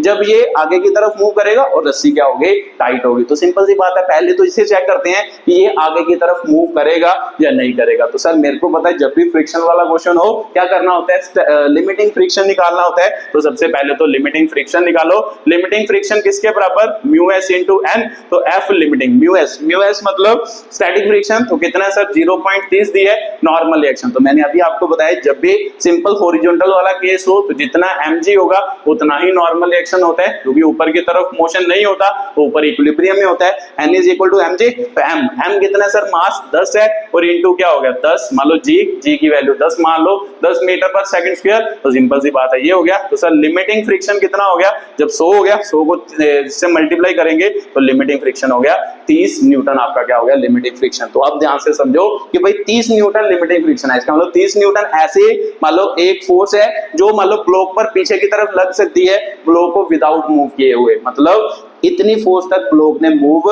नहीं करना। तो सर मेरे को पता है कि अगर ब्लॉक मूव करेगा तभी तो रस्सी टाइट होगी, अगर ब्लॉक मूव ही नहीं करेगा तो रस्सी टाइट होगी नहीं होगी। तो इसका मतलब फिर टेंशनल फोर्स की वैल्यू क्या होगी, 0 होगी। तो सिंपल सी बात है, आपको क्या पूछ रहा है, टेंशनल फोर्स की वैल्यू पूछ रहा है। तो सर लिमिटिंग फ्रिक्शन ये है, तो इसका मतलब टेंशनल फोर्स क्या होगी, 0। टेंशनल फोर्स 0 क्यों होगी, ये बात आपको समझ आ रही होगी, क्योंकि टेंशनल फोर्स तभी एक्ट करती है जब रस्सी क्या होती है, टाइट। तो रस्सी टाइट कब होगी, जब ये मूव करेगा। तो मूव करने करने के लिए मेरे को पता है इसकी जो इस पर फोर्स लग रही हो वो 30 न्यूटन से क्या होनी चाहिए, ज्यादा होनी चाहिए, तभी ये ऑब्जेक्ट क्या करेगा, मूव करेगा, अदरवाइज ये मूव नहीं करेगा। ठीक है, तो सर मेरे को पता है इसकी फोर्स कितनी दी है, पहले केस में 20 न्यूटन, तो 20 न्यूटन, तो मेरे को पता है लिमिटिंग फ्रिक्शन कितना है, 30 न्यूटन, तो 30 न्यूटन तक ये कहां यहां पर क्या रहेगा, रेस्ट पे ही रहेगा। अगर 30 न्यूटन से ज्यादा होगी तब ये करेगा, मूव करेगा। तो केस नंबर 2 देखो, अब केस नंबर 2 में स्टडी करो तो ध्यान से देखो कि भाई कितनी दी है फोर्स, 60 न्यूटन। तो सिंपल सी बात है सर, 60 न्यूटन दी है, इसका मतलब अब जब ये आगे की तरफ जाएगा तो रस्सी क्या होगी, टाइट होगी, तो इसका मतलब अब रस्सी क्या होगी, टाइट हो जाएगी। तो जब रस्सी टाइट होगी, आगे की तरफ 60 फोर्स लग रही है, पीछे की तरफ क्या लग रही है सर, टेंशनल, तो एक पीछे की तरफ एक और फोर्स लग रही है जिसे हम फ्रिक्शनल फोर्स कहेंगे। अब मान लो कि भाई फ्रिक्शनल फोर्स, मान लो देखते हैं कि भाई सर मेरे को पता है अब मोशन में आ गया, अब मोशन में आ गया तो नेट फोर्स लिखते हैं, तो net force is equal to क्या होगा, net force is equal to क्या होगा, मान लो नेट फोर्स किसके तरफ, मान लो जिस तरफ मोशन हो रहा है तो सर किधर को जा रहा है, आगे की तरफ जाने की कोशिश कर रहा है, तो इसका मतलब 60 माइनस पीछे वाली फोर्स, तो पीछे कौन कौन सी फोर्स एक्ट कर रही है, ये दोनों एक्ट कर रही है, टी प्लस क्या होगा, एफ फ्रिक्शनल होगा। अब बात यहां से समझने वाली है एक और, मान लो कि भाई आपको ये तो समझ आ गया कि आगे की तरफ मोशन हो रहा है, तो मान लो पीछे की आगे की तरफ मोशन हो रहा है तो नेट फोर्स क्या होता है 60 माइनस, मान लो जो पीछे की तरफ फोर्स है तो पीछे की तरफ दो फोर्सेज एक्ट कर रही हैं, दोनों का क्या होगा, प्लस होगा। अब उसके बाद मैं क्वेश्चन अगर आपको पूछूं तो मेरे को बताओ कि ये आगे की तरफ जा रहा है, तो आपका आंसर होगा सर आगे की तरफ तो जा ही नहीं रहा, क्योंकि रस्सी तो इसके साथ बंधी है, तो अगर रस्सी इसके साथ बंधी है तो मेरे को पता है कि भाई ये मतलब कहां पर होगा, मतलब आगे की तरफ मूव करने की कोशिश तो करेगा बट एक्चुअली में मूव कर पाएगा, तो आपका मेरा आंसर होगा नहीं कर पाएगा, क्योंकि रस्सी किसके साथ बंधी है, इसके साथ, तो सिंपल सी बात है यहां पर फिर से भी रेस्ट पे ही होगा। अगर रेस्ट पे होगा तो जब रेस्ट पे क्या होता है, एक्सेलरेशन जीरो, तो जब एक्सेलरेशन जीरो तो net force mass into acceleration, तो इसका मतलब नेट फोर्स भी क्या होगी, जीरो ही होगी, क्योंकि ऑब्जेक्ट आगे की तरफ मूव नहीं कर रहा। तो सिंपल सी बात है सर, ये जीरो हो गया, तो यहाँ पे क्या हो गया 60 माइनस टी, टी मतलब टेंशनल फोर्स वो निकालनी है। अब सर मूव तो वो कर ही नहीं रहा, अगर मूव नहीं कर रहा तो फिर फ्रिक्शनल फोर्स कौन सी होगी, हमेशा लिमिटिंग फ्रिक्शन की ही फोर्स होगी, क्योंकि जब मूव करता है तब काइनेटिक फ्रिक्शन आता है, अभी वो मूव करने की कोशिश कर रहा बट मूव नहीं किया, तो इसका मतलब यहाँ पर भी क्या होगा, स्टैटिक फ्रिक्शन। तो स्टैटिक फ्रिक्शन क्या होता है sir, limiting friction mu into क्या होता है, नॉर्मल रिएक्शन, तो इसका मतलब 60 है ना, ये इधर जाके प्लस हो गया, तो 60 टी प्लस म्यू, म्यू की वैल्यू स्टैटिक फ्रिक्शन की कितनी है 0.23, तो नॉर्मल रिएक्शन तो आपको पता है किसके बराबर है, mg के बराबर, तो m कितना सर 10, तो g भी 10, 10 दाई कितना हो गया 100 हो गया, तो सर 60 इज इक्वल टू कितना हो गया, t प्लस कितना हो गया 30, तो t इज इक्वल टू क्या हो गया 30 न्यूटन, है ना, ये इधर प्लस का उधर जाके माइनस का, तो टेंशनल फोर्स कितनी होगी 30 न्यूटन, उसमें क्या होगी टेंशनल फोर्स होगी। ठीक है, तो ये आपका क्या है, मान लो क्वेश्चन है इसमें 30 न्यूटन टेंशनल फोर्स होगी, इस केस में मान लो ये मूव नहीं किया, इस केस में कोई भी टेंशनल फोर्स नहीं होगी। ठीक है, तो ये अगले टाइप का क्वेश्चन था, उसकी क्या थी एक्सप्लेनेशन थी कि कैसे इस क्वेश्चन के साथ क्या करना होता है, डील करना होता है। ठीक है, तो चलो मान लो उसके बाद एक क्वेश्चन और करते हैं जो जेई में ही आया है, जिसमें मान लो थोड़ा सा डिफरेंट क्वेश्चन है, जिसमें इक्वेशन ऑफ मोशन भी क्या होंगे, यूज होंगे, कि भाई कैसे उस क्वेश्चन के साथ क्या करते हैं, डील करते हैं। तो जल्दी जल्दी लिखो, फिर वो क्वेश्चन एक्सप्लेन करते हैं। ठीक है, तो उसकी स्टेटमेंट लिखनी पड़ेगी क्योंकि वो स्टेटमेंट बेस्ड क्वेश्चन है।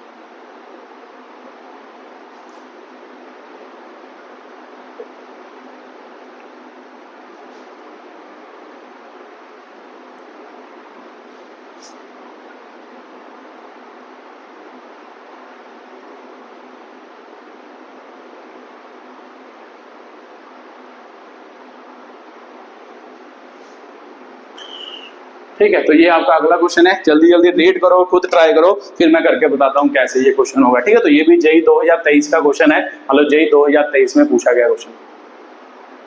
चलो देखते हैं कि भाई कैसे ये क्वेश्चन सॉल्व होगा, पढ़ो जल्दी जल्दी। कहता है block of mass 5 kilogram is placed at rest on the table. मान लो एक बॉक्स है, मान लो 5 किलोग्राम का है, मान लो रेस्ट पे पड़ा है, मान लो किसी रफ सरफेस पर। Now if the force of 3 newton is applied in the direction parallel to the surface of the table on the block slide through a distance of 50 meter. तो इसका मतलब इसके ऊपर आपने फोर्स लगाई कितनी, 30 न्यूटन। हाँ, 30 न्यूटन फोर्स लगाई, और 30 न्यूटन फोर्स लगाने के बाद ये वाला ब्लॉक जो 5 किलोग्राम है ये कितना मूव कर गया, कहता है 50 मीटर डिस्टेंस क्या कर गया, मूव कर गया, है ना। यही क्या, slide through a distance of 50 metre in a interval of time, मतलब 10 सेकंड। तो इसका मतलब टाइम कितना लिया इसके लिए मूव करने के लिए, 10 सेकंड का टाइम लिया। तो उसके बाद कोएफिशिएंट ऑफ काइनेटिक फ्रिक्शन निकालना है। तो फिर मतलब सिंपल सी बात है सर, अगर ये मूव कर रहा है तो फिर कौन सा मतलब कोएफिशिएंट लगता है, काइनेटिक फ्रिक्शन। तो इसका मतलब वो आपको पूछ रहा है कि काइनेटिक फ्रिक्शन की वैल्यू निकाल के बताओ। ठीक है, तो सर कैसे सॉल्व करें, सबसे पहले तो जब ये क्वेश्चन आए तो पहले तो इसकी इक्वेशन लिखो। मेरे को पता है कि भाई मोशन आगे की तरफ हो रहा है, तो जब भी आगे की मतलब मोशन हो रहा हो तब भी न्यूटन सेकंड लॉ लगता है। तो सर पहले तो वो इक्वेशन लिखते हैं according to Newton second law, है ना, अकॉर्डिंग टू सेकंड लॉ हो गया, न्यूटन सेकंड लॉ। पहले इसकी इक्वेशन लिख के देखते हैं कि भाई क्या बनेगी। मेरे को पता है कि सर आगे की तरफ जा रहा है, इसकी एफबीडी बनाएंगे। अगर 30 न्यूटन फोर्स लग रही है तो मान लो एक किधर को मूव कर रहा होगा, आगे की तरफ मूव कर रहा होगा, वो खुद ही बोल रहे कि आगे की तरफ मूव कर रहा होगा, उसकी एक्सेलरेशन होगी। तो मेरे को पता है जब आगे की तरफ मूव करेगा पीछे की तरफ कौन सी फोर्स एक्ट करेगी, काइनेटिक फ्रिक्शन एक्ट करेगा। तो मेरे को पता है कि अगर इसकी एफबीडी बनाए तो एफबीडी बनाए 30 न्यूटन आगे की तरफ, पीछे की तरफ काइनेटिक फ्रिक्शन एक्ट कर रहा है। तो उसके बाद सर मेरे को पता है नीचे की तरफ mj, ऊपर की तरफ नॉर्मल रिएक्शन, ये दोनों तो एक दूसरे को बैलेंस करती है, इसका कोई रोल नहीं है।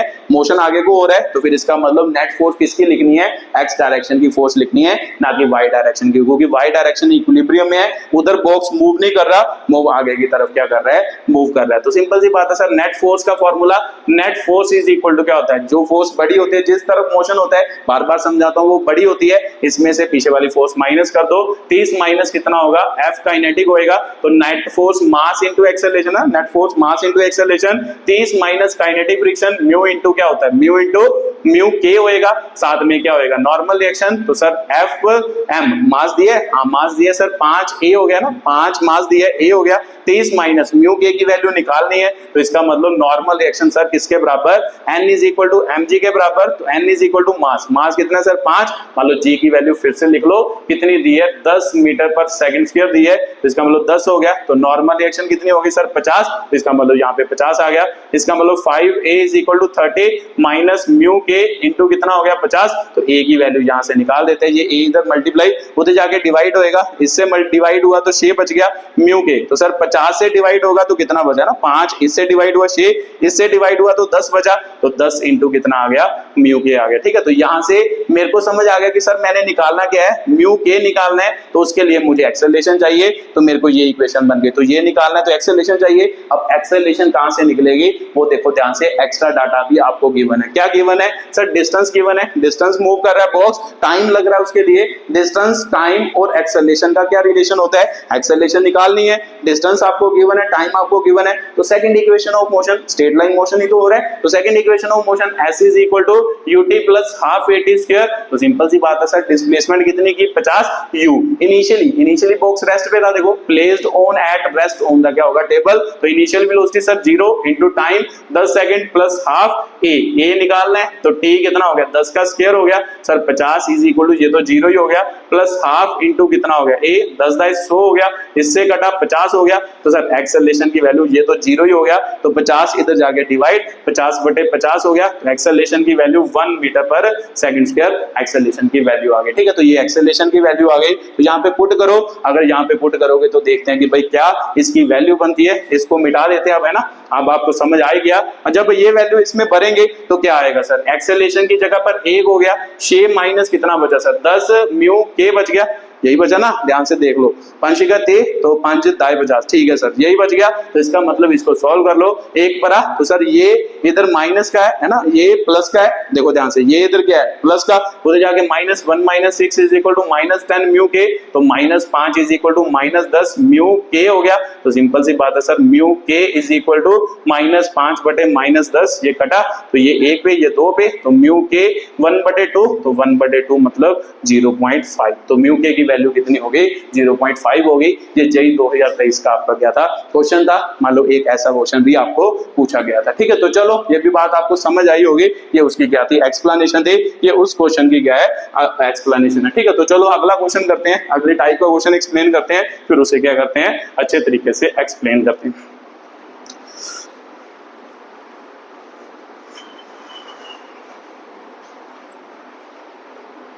चलो अगला मान लो एक ब्लॉक वाला क्वेश्चन आता है, ये वैसे मैंने पीछे भी आपको करवाया है, बस आप फ्रिक्शन को क्या करना है इन्वॉल्व करना है इसमें। जहाँ पे 40 किलोग्राम का एक बॉक्स है, उस पर मान लो यहाँ पे एक मान लो क्या है पुली लगी है, पुली नीचे की तरफ जा रही है, तो नीचे की तरफ उसका क्या है मान लो कितना 4 किलोग्राम का बॉक्स है, तो म्यू के की वैल्यू आपको दी है 0.02 दी है। तो मान लो कि भाई क्या पूछ रहा है आपको, फाइंड एक्सेलरेशन ऑफ क्या है ब्लॉक, एक्सेलरेशन ऑफ ब्लॉक आपको क्या कर रहा है पूछ रहा है। तो मान लो एक्सेलरेशन ऑफ ब्लॉक और जी की वैल्यू आपको कितनी दी है 10 मीटर पर सेकंड स्क्वायर, आपको जी की वैल्यू दी है, ठीक है। तो ये भी क्वेश्चन आप कर सकते हो, इजीली कर सकते हो, पढ़ो जल्दी जल्दी और देखो कि भाई कर सकते हो या नहीं कर सकते।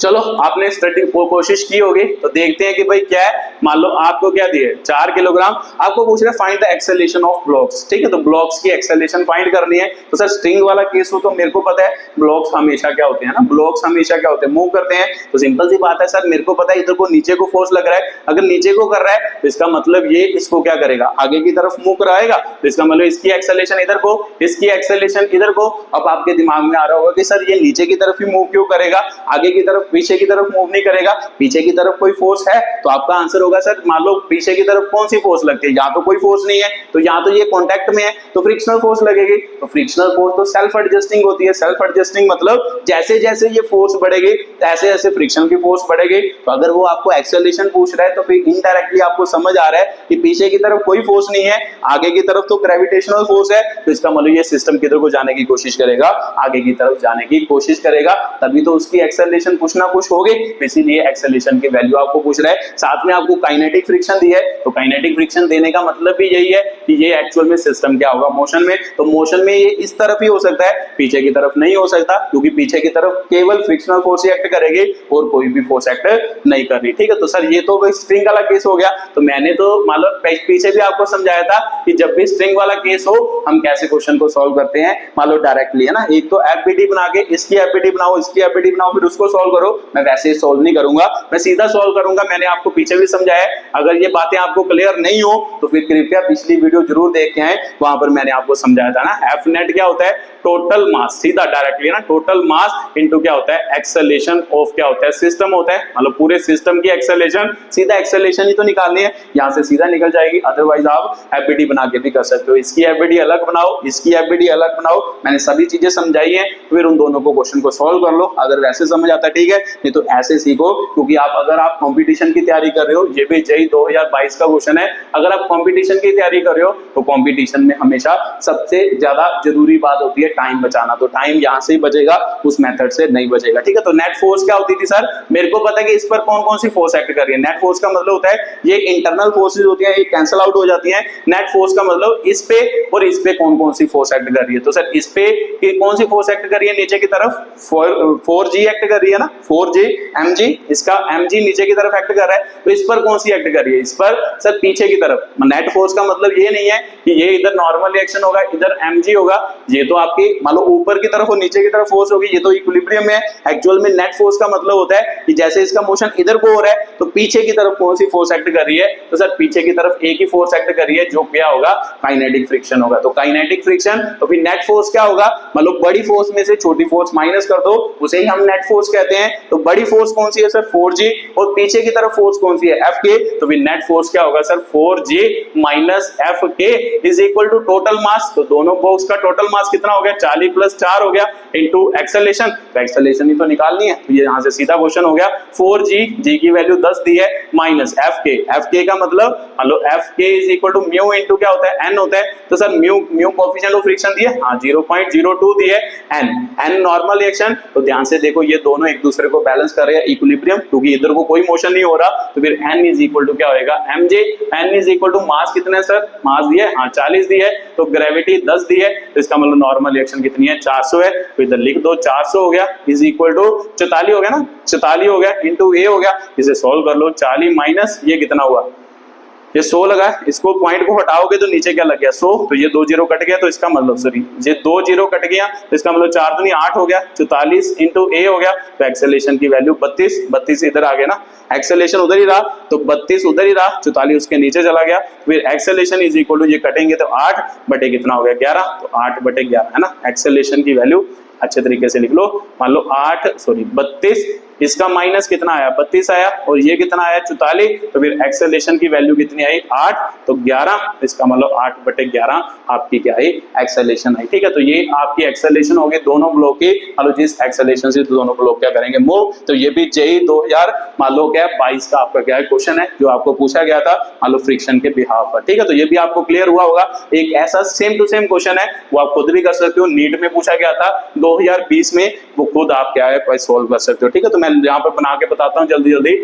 जल्दी सॉल्व करते हैं, अब आपको समझ तो आई गया बात, ऐसा ही सेम टू सेम क्वेश्चन है वो 2020 में नीट में भी पूछा गया था, उसको सोल्व कर लेते हैं। मान लो ये है 2 किलोग्राम, तो ये कितने किलोग्राम का है 10 किलोग्राम, और इसकी फिर से जी की वैल्यू कितनी दी है, ठीक है 10 किलोग्राम का है, और जी की वैल्यू कितनी दी है 10 मीटर पर सेकंड स्क्वायर आपको जी की वैल्यू दी है, ठीक है, तो इसे सॉल्व करके देखते हैं कि भाई क्या होगा। तो सर मेरे को पता है कि अभी आपने समझाया ऊपर की तरफ नॉर्मल रिएक्शन, नीचे की तरफ इसकी एमजे, तो मेरे को पता है कि भाई एक्चुअल में ये ट्रॉली है, ट्रॉली किधर को मूव करेगी, क्योंकि पीछे की तरफ एक ही फोर्स एक्ट करेगी, मान लो फिर से म्यू के गिवन होना चाहिए, म्यू के की वैल्यू आपको कितनी दी है 0.05 दी है, तो सिंपल सी बात है पीछे की तरफ तो ये जाएगा ही नहीं, क्योंकि पीछे फ्रिक्शन है और कोई फोर्स नहीं है, तो इसका मतलब ये आगे की तरफ जाएगा, तो जितनी एक्सेलरेशन है इसकी इतनी, तो इसके टेंशनल फोर्स इधर, इसकी टेंशनल फोर्स इधर, तो सर मेरे को पता है कि भाई ये भी सेम टू सेम वही क्वेश्चन हो गया कि भाई F net is equal to total mass into क्या होएगा एक्सेलरेशन होएगा, तो सिंपल सी बात है सर टोटल मास कितना नेट फोर्स का मतलब होता है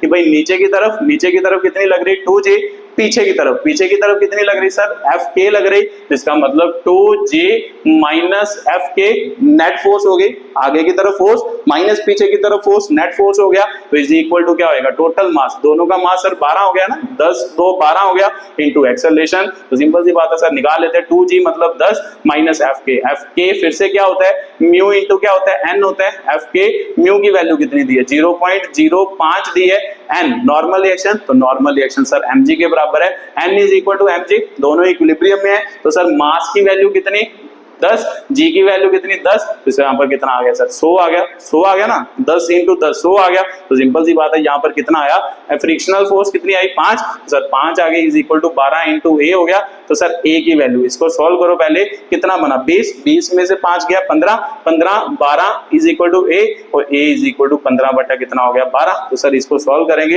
एक्सेलरेशन की बारो 12 एकम 12 30 बन गए, तो पॉइंट लगा 30 बने तो कितना 30 12 दूना 24 मतलब 6 बचे 60 हो गया, 12 5 60, तो ये आपकी क्या है एक्सेलरेशन की वैल्यू, तो ये आपका क्वेश्चन नीट 2020 का क्या था क्वेश्चन था, ठीक है, मतलब सेम टू सेम उसी कॉन्सेप्ट के ऊपर जो मैंने आपको पीछे समझाया, ठीक है, तो बात आपको ये भी समझ आई होगी ये आपका क्या था अगले टाइप का क्वेश्चन था, अगले टाइप की क्वेश्चन की एक्सप्लेनेशन थी, ठीक है, तो चलो मान लो अगला क्वेश्चन करते हैं। एक इसमें क्वेश्चन मान लो क्या है वॉल वाला आता है, जिसमें बॉक्स को क्या करते हैं मान लो अटैच करते हैं किसके साथ मान लो इसके साथ, चलो देखते हैं दीवार वाला क्वेश्चन, ये भी जेई का क्वेश्चन है, ये भी मतलब आसान सा क्वेश्चन होता है, इसे सॉल्व कर लेते हैं जल्दी। मान लो ये वॉल है, वॉल के ऊपर मान लो यहाँ पे 2 किलोग्राम का एक आपको बॉक्स रखा है, तो इधर की ओर आप इस पर फोर्स लगा रहे हो 50 न्यूटन, और मान लो कि भाई ऊपर की तरफ इस पर एक फोर्स लग रही है एफ, तो मान लो इसका आपको म्यू एस की वैल्यू दी है 0.5, ठीक है, म्यू एस की वैल्यू 0.5 दी है, तो जेई 2022 का ये भी क्वेश्चन है, तो जल्दी इसे सॉल्व करते हैं। पूछा गया है वो लिख लो जल्दी the maximum value of F applied so that block does not move।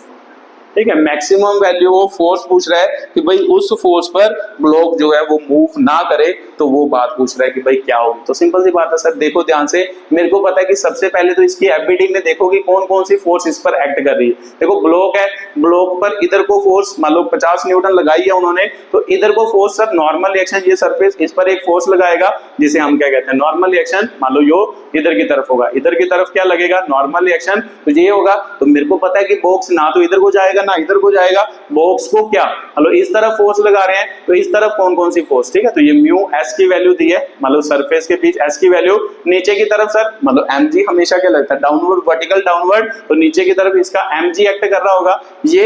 तो मेरे को पता है कि ऊपर की तरफ आप फोर्स लगा रहे हो, F क्या लगा रहे हो, फोर्स लगा रहे हो। तो मेरे को पता है उन्होंने क्या पूछा है, the maximum value F applied, मतलब ये कितनी फोर्स हो गई so that block does not move. Equilibrium condition कह सकते हैं कि भाई ब्लॉक रेस्ट पे है, तो रेस्ट का मतलब क्या होता है, ये सभी फोर्सेस एक दूसरे को क्या कर रही हैं, बैलेंस या इक्विलिब्रियम है कंडीशन। तो सर इक्विलिब्रियम का मतलब क्या होता है, इस तरफ जो फोर्स लगेगी इस तरफ जो फोर्स लगेगी वो बराबर होगी। इसका मतलब n इज इक्वल टू कितना हो गया, 50 न्यूटन हो गया पहला, n is equal to 50 newton हो गया। वो कैसे पता चला, n इधर को लग रहा है, 50 न्यूटन इधर को लग रहा है, और कोई फोर्स लग रही है इसके ऊपर इस डायरेक्शन में, इस डायरेक्शन में, तो आपका आंसर होगा नहीं। तो सिंपल सी बात है, ये फोर्स इसको बैलेंस करती होगी क्योंकि ये इक्विलिब्रियम में है, रेस्ट पे है, रेस्ट का मतलब इक्विलिब्रियम, ये दोनों फोर्सेस बराबर, तो इसका मतलब n छोड़ दो 50 लिख लो सीधा ना, n मतलब नॉर्मल रिएक्शन, n मतलब न्यूटन क्या है, फोर्स है 50 न्यूटन। उसके बाद मेरे को पता सर ऊपर की तरफ आप F लगा रहे हो, नीचे की तरफ mg एक्ट कर रहा है और कोई फोर्स नहीं एक्ट कर रही। तो ध्यान से देखो, जब ये ऊपर की तरफ जा रहा होगा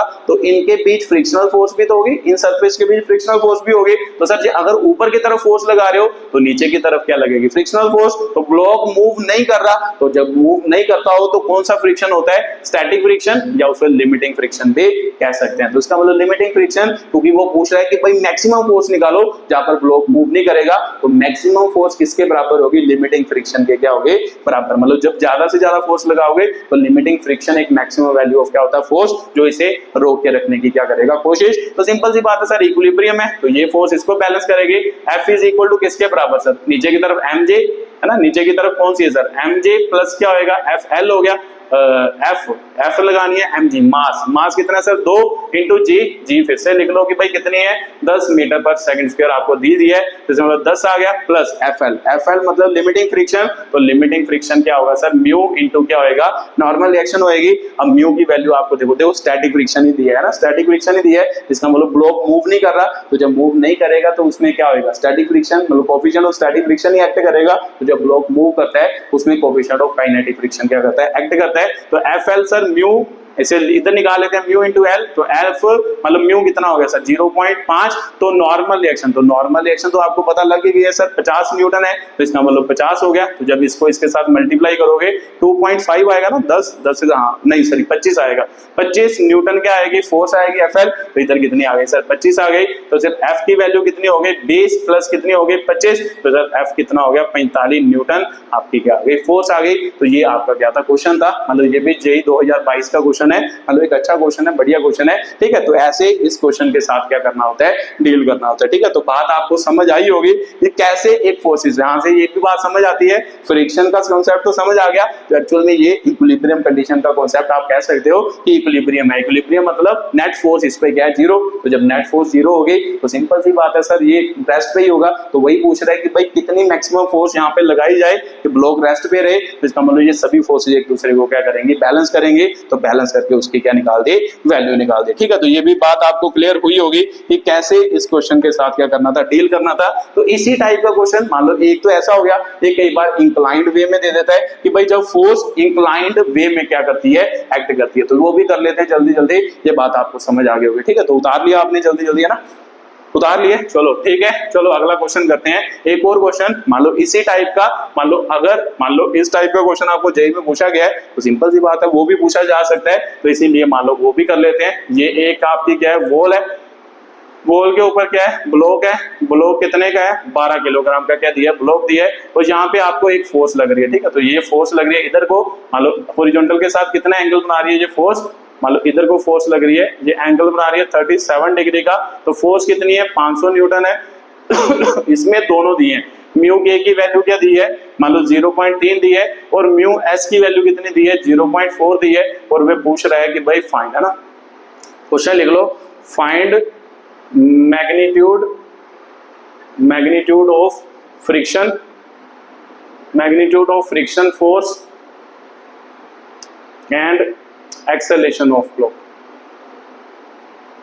ठीक है, ये क्वेश्चन आपको पूछा है कि भाई फ्रिक्शनल फोर्स की वैल्यू पता करो और एक्सेलरेशन ऑफ ब्लॉक की वैल्यू पता करो कि भाई कितनी होगी। तो सिंपल सी बात है सर, फ्रिक्शनल फोर्स मतलब दो टाइप की एक्ट करती है वैसे तो, एक काइनेटिक फ्रिक्शन एक्ट करता है अगर ये मोशन में होगा, तो अदरवाइज एक स्टैटिक फ्रिक्शन भी होता है कि जब ये मोशन में नहीं होगा। मान लो स्टैटिक फ्रिक्शन होगा, तो चलो देखते हैं कि भाई क्या, जब भी ऐसा क्वेश्चन आए पहले तो इसको क्या करो, मान लो इसको एफबीडी, इसकी एफबीडी बनाओ, इस पे कौन कौन सी फोर्स एक्ट कर रही है। तो सर एक फोर्स तो मेरे को पता है कि भाई कौन सी एक्ट कर रही होगी, मान लो इधर को नॉर्मल एक्शन है, ये सरफेस इधर को एक फोर्स लगाएगा, नॉर्मल एक्शन हमेशा कॉन्टैक्ट से परपेंडिकुलर नॉर्मल एक्शन होती है। उसके बाद सर इसके दो कंपोनेंट बन रहे हैं, ध्यान से देखो, अब ये फोर्स इधर को लग रही है, इसके कंपोनेंट भी क्या बनेंगे अंदर को, ये भी बात मैंने समझाई थी कि जब ये फोर्स ऐसे हो तो इसके जो कंपोनेंट होते हैं, इधर 37 डिग्री हो गया, इधर कंपोनेंट कौन सा होगा, एफ कोस 37 डिग्री होगा, तो इस तरफ है ना, मान लो ये सरफेस, तो इसके परपेंडिकुलर कौन सा सर ये, तो इधर भी कौन सा कंपोनेंट होगा, इसके परपेंडिकुलर कौन सा, वो भी अंदर को लगता होगा,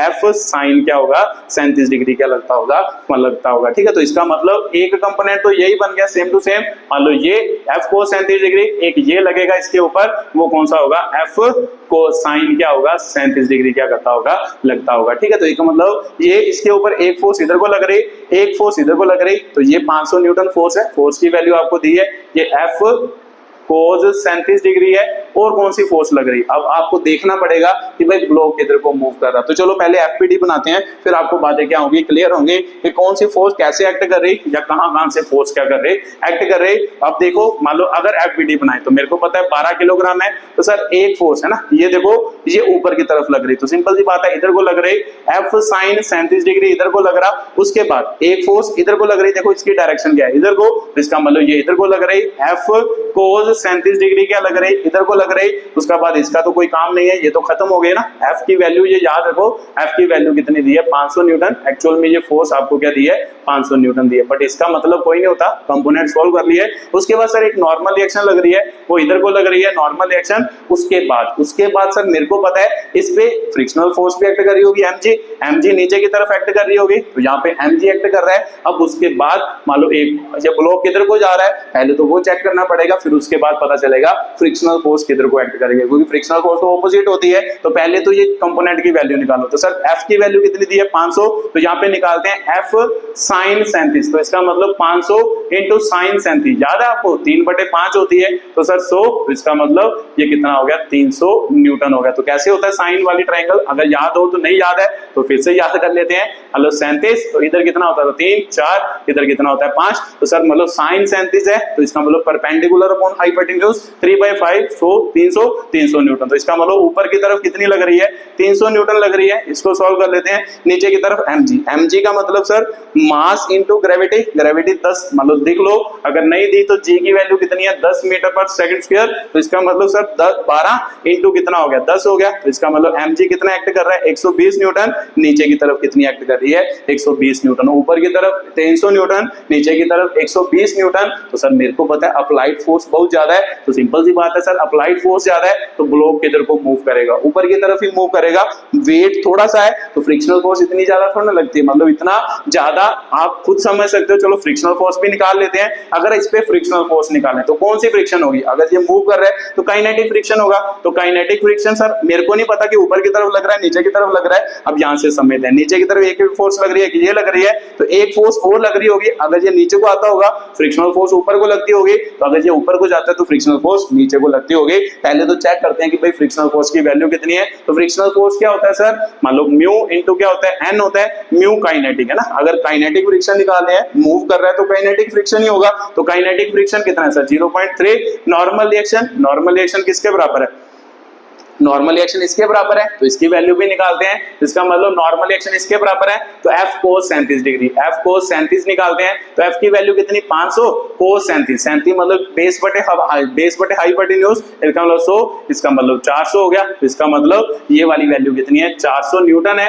तो इसका मतलब ये n 400 के बराबर है, तो सिंपल सी बात है सर 0.3 इंटू क्या हो गया 400 हो गया, तो इसका मतलब f k कितना हो गया 400, इसके साथ काटोगे तो कितना 40 थी 120 न्यूटन, तो ध्यान से देखो 120 न्यूटन है। अब ध्यान से देखो ऊपर की तरफ 300 लग रहा है, नीचे की तरफ 120 नीचे की तरफ लग रहा है, अब 300 इधर है तो इधर इसका मतलब अगर फ्रिक्शनल फोर्स नीचे की तरफ हो 120 और 120 240, तो नीचे की तरफ 240 लग रहा है, ऊपर की तरफ 300, सिंपल सी बात है मोशन ऊपर की तरफ ही होगा, तो इसका मतलब काइनेटिक फ्रिक्शन भी कहां होगा नीचे की तरफ होगा। ठीक है, तो काइनेटिक फ्रिक्शन नीचे की तरफ होगा, उसकी वैल्यू आपने निकाल ली है। अब ड्रॉ कर लो जल्दी जल्दी, अब क्या ड्रॉ करना है एफबीडी, मान लो एफबीडी तो आपने ड्रॉ कर ली है, अब फोर्सेस निकालो कि कौन कौन सी फोर्सेस एक्ट कर रही है, वहां से फ्रिक्शनल फोर्स की वैल्यू निकाल लो। अब मेरे को पता है पहले तो आपको एक क्वेश्चन यही पूछा है मैग्नीट्यूड ऑफ फ्रिक्शन, तो इसका मतलब जब ये मूव कर रहा होगा उसके ऊपर कौन सा फ्रिक्शन एक्ट कर रहा होगा, काइनेटिक फ्रिक्शन, तो ये काइनेटिक फ्रिक्शन की वैल्यू हो गई।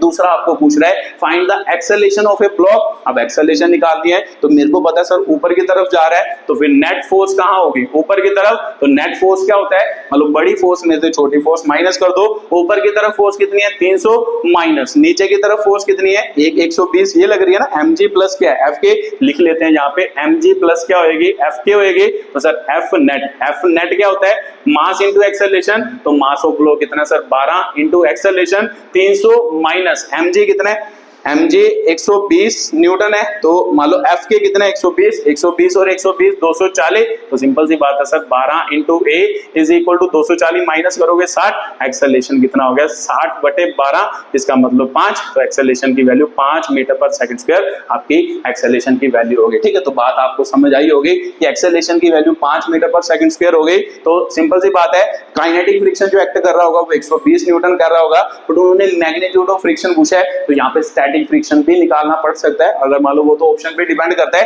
एक्चुअल में आपको पता है कि जब ये ब्लॉक मान लो स्लाइड करता है पहले तो उसमें स्टैटिक फ्रिक्शन ही होता है, तो अगर स्टैटिक फ्रिक्शन निकालना है तो स्टैटिक फ्रिक्शन क्या होगा म्यू एस इंटू क्या होगा नॉर्मल रिएक्शन, तो स्टैटिक फ्रिक्शन म्यू एस की वैल्यू कितनी है सर 0.4 इंटू स्टैटिक मतलब नॉर्मल रिएक्शन की वैल्यू कितनी है, तो नॉर्मल रिएक्शन कितनी निकाली, नॉर्मल रिएक्शन इसके बराबर थी ना 400, तो इसका मतलब 400 हो गया, तो एफ एस कितना हो गया 160 न्यूटन। तो एक्चुअल में इसमें स्टैटिक फ्रिक्शन मतलब लिमिटिंग फ्रिक्शन, स्टैटिक मतलब लिमिटिंग फ्रिक्शन जो था वो 160 न्यूटन था और काइनेटिक फ्रिक्शन 120 न्यूटन है और एक्सेलरेशन ऑफ ब्लॉक 5 मीटर पर सेकंड स्क्वायर एक्सेलरेशन है। ठीक है, तो ये भी बात आपको समझ आई होगी। इंक्लाइंड प्लेन वाला क्वेश्चन कैसे सॉल्व करना है ये बातें भी आपको क्लियर हुई होंगी कि कैसे इस क्वेश्चन से साथ क्या करना होता है डील करना होता है। ठीक है, तो एक लास्ट टाइप का क्वेश्चन करते हैं, नीट का क्वेश्चन है, ये भी एक मतलब क्या है बड़ी बार क्वेश्चन पूछा जाता है, मतलब क्या है मतलब अच्छा क्वेश्चन है। ठीक है, तो चलो देखते हैं कि भाई कैसे मान लो ये क्वेश्चन क्या होगा सॉल्व होगा, तो जल्दी जल्दी लिखो ये वाला question. Calculate the maximum acceleration of moving car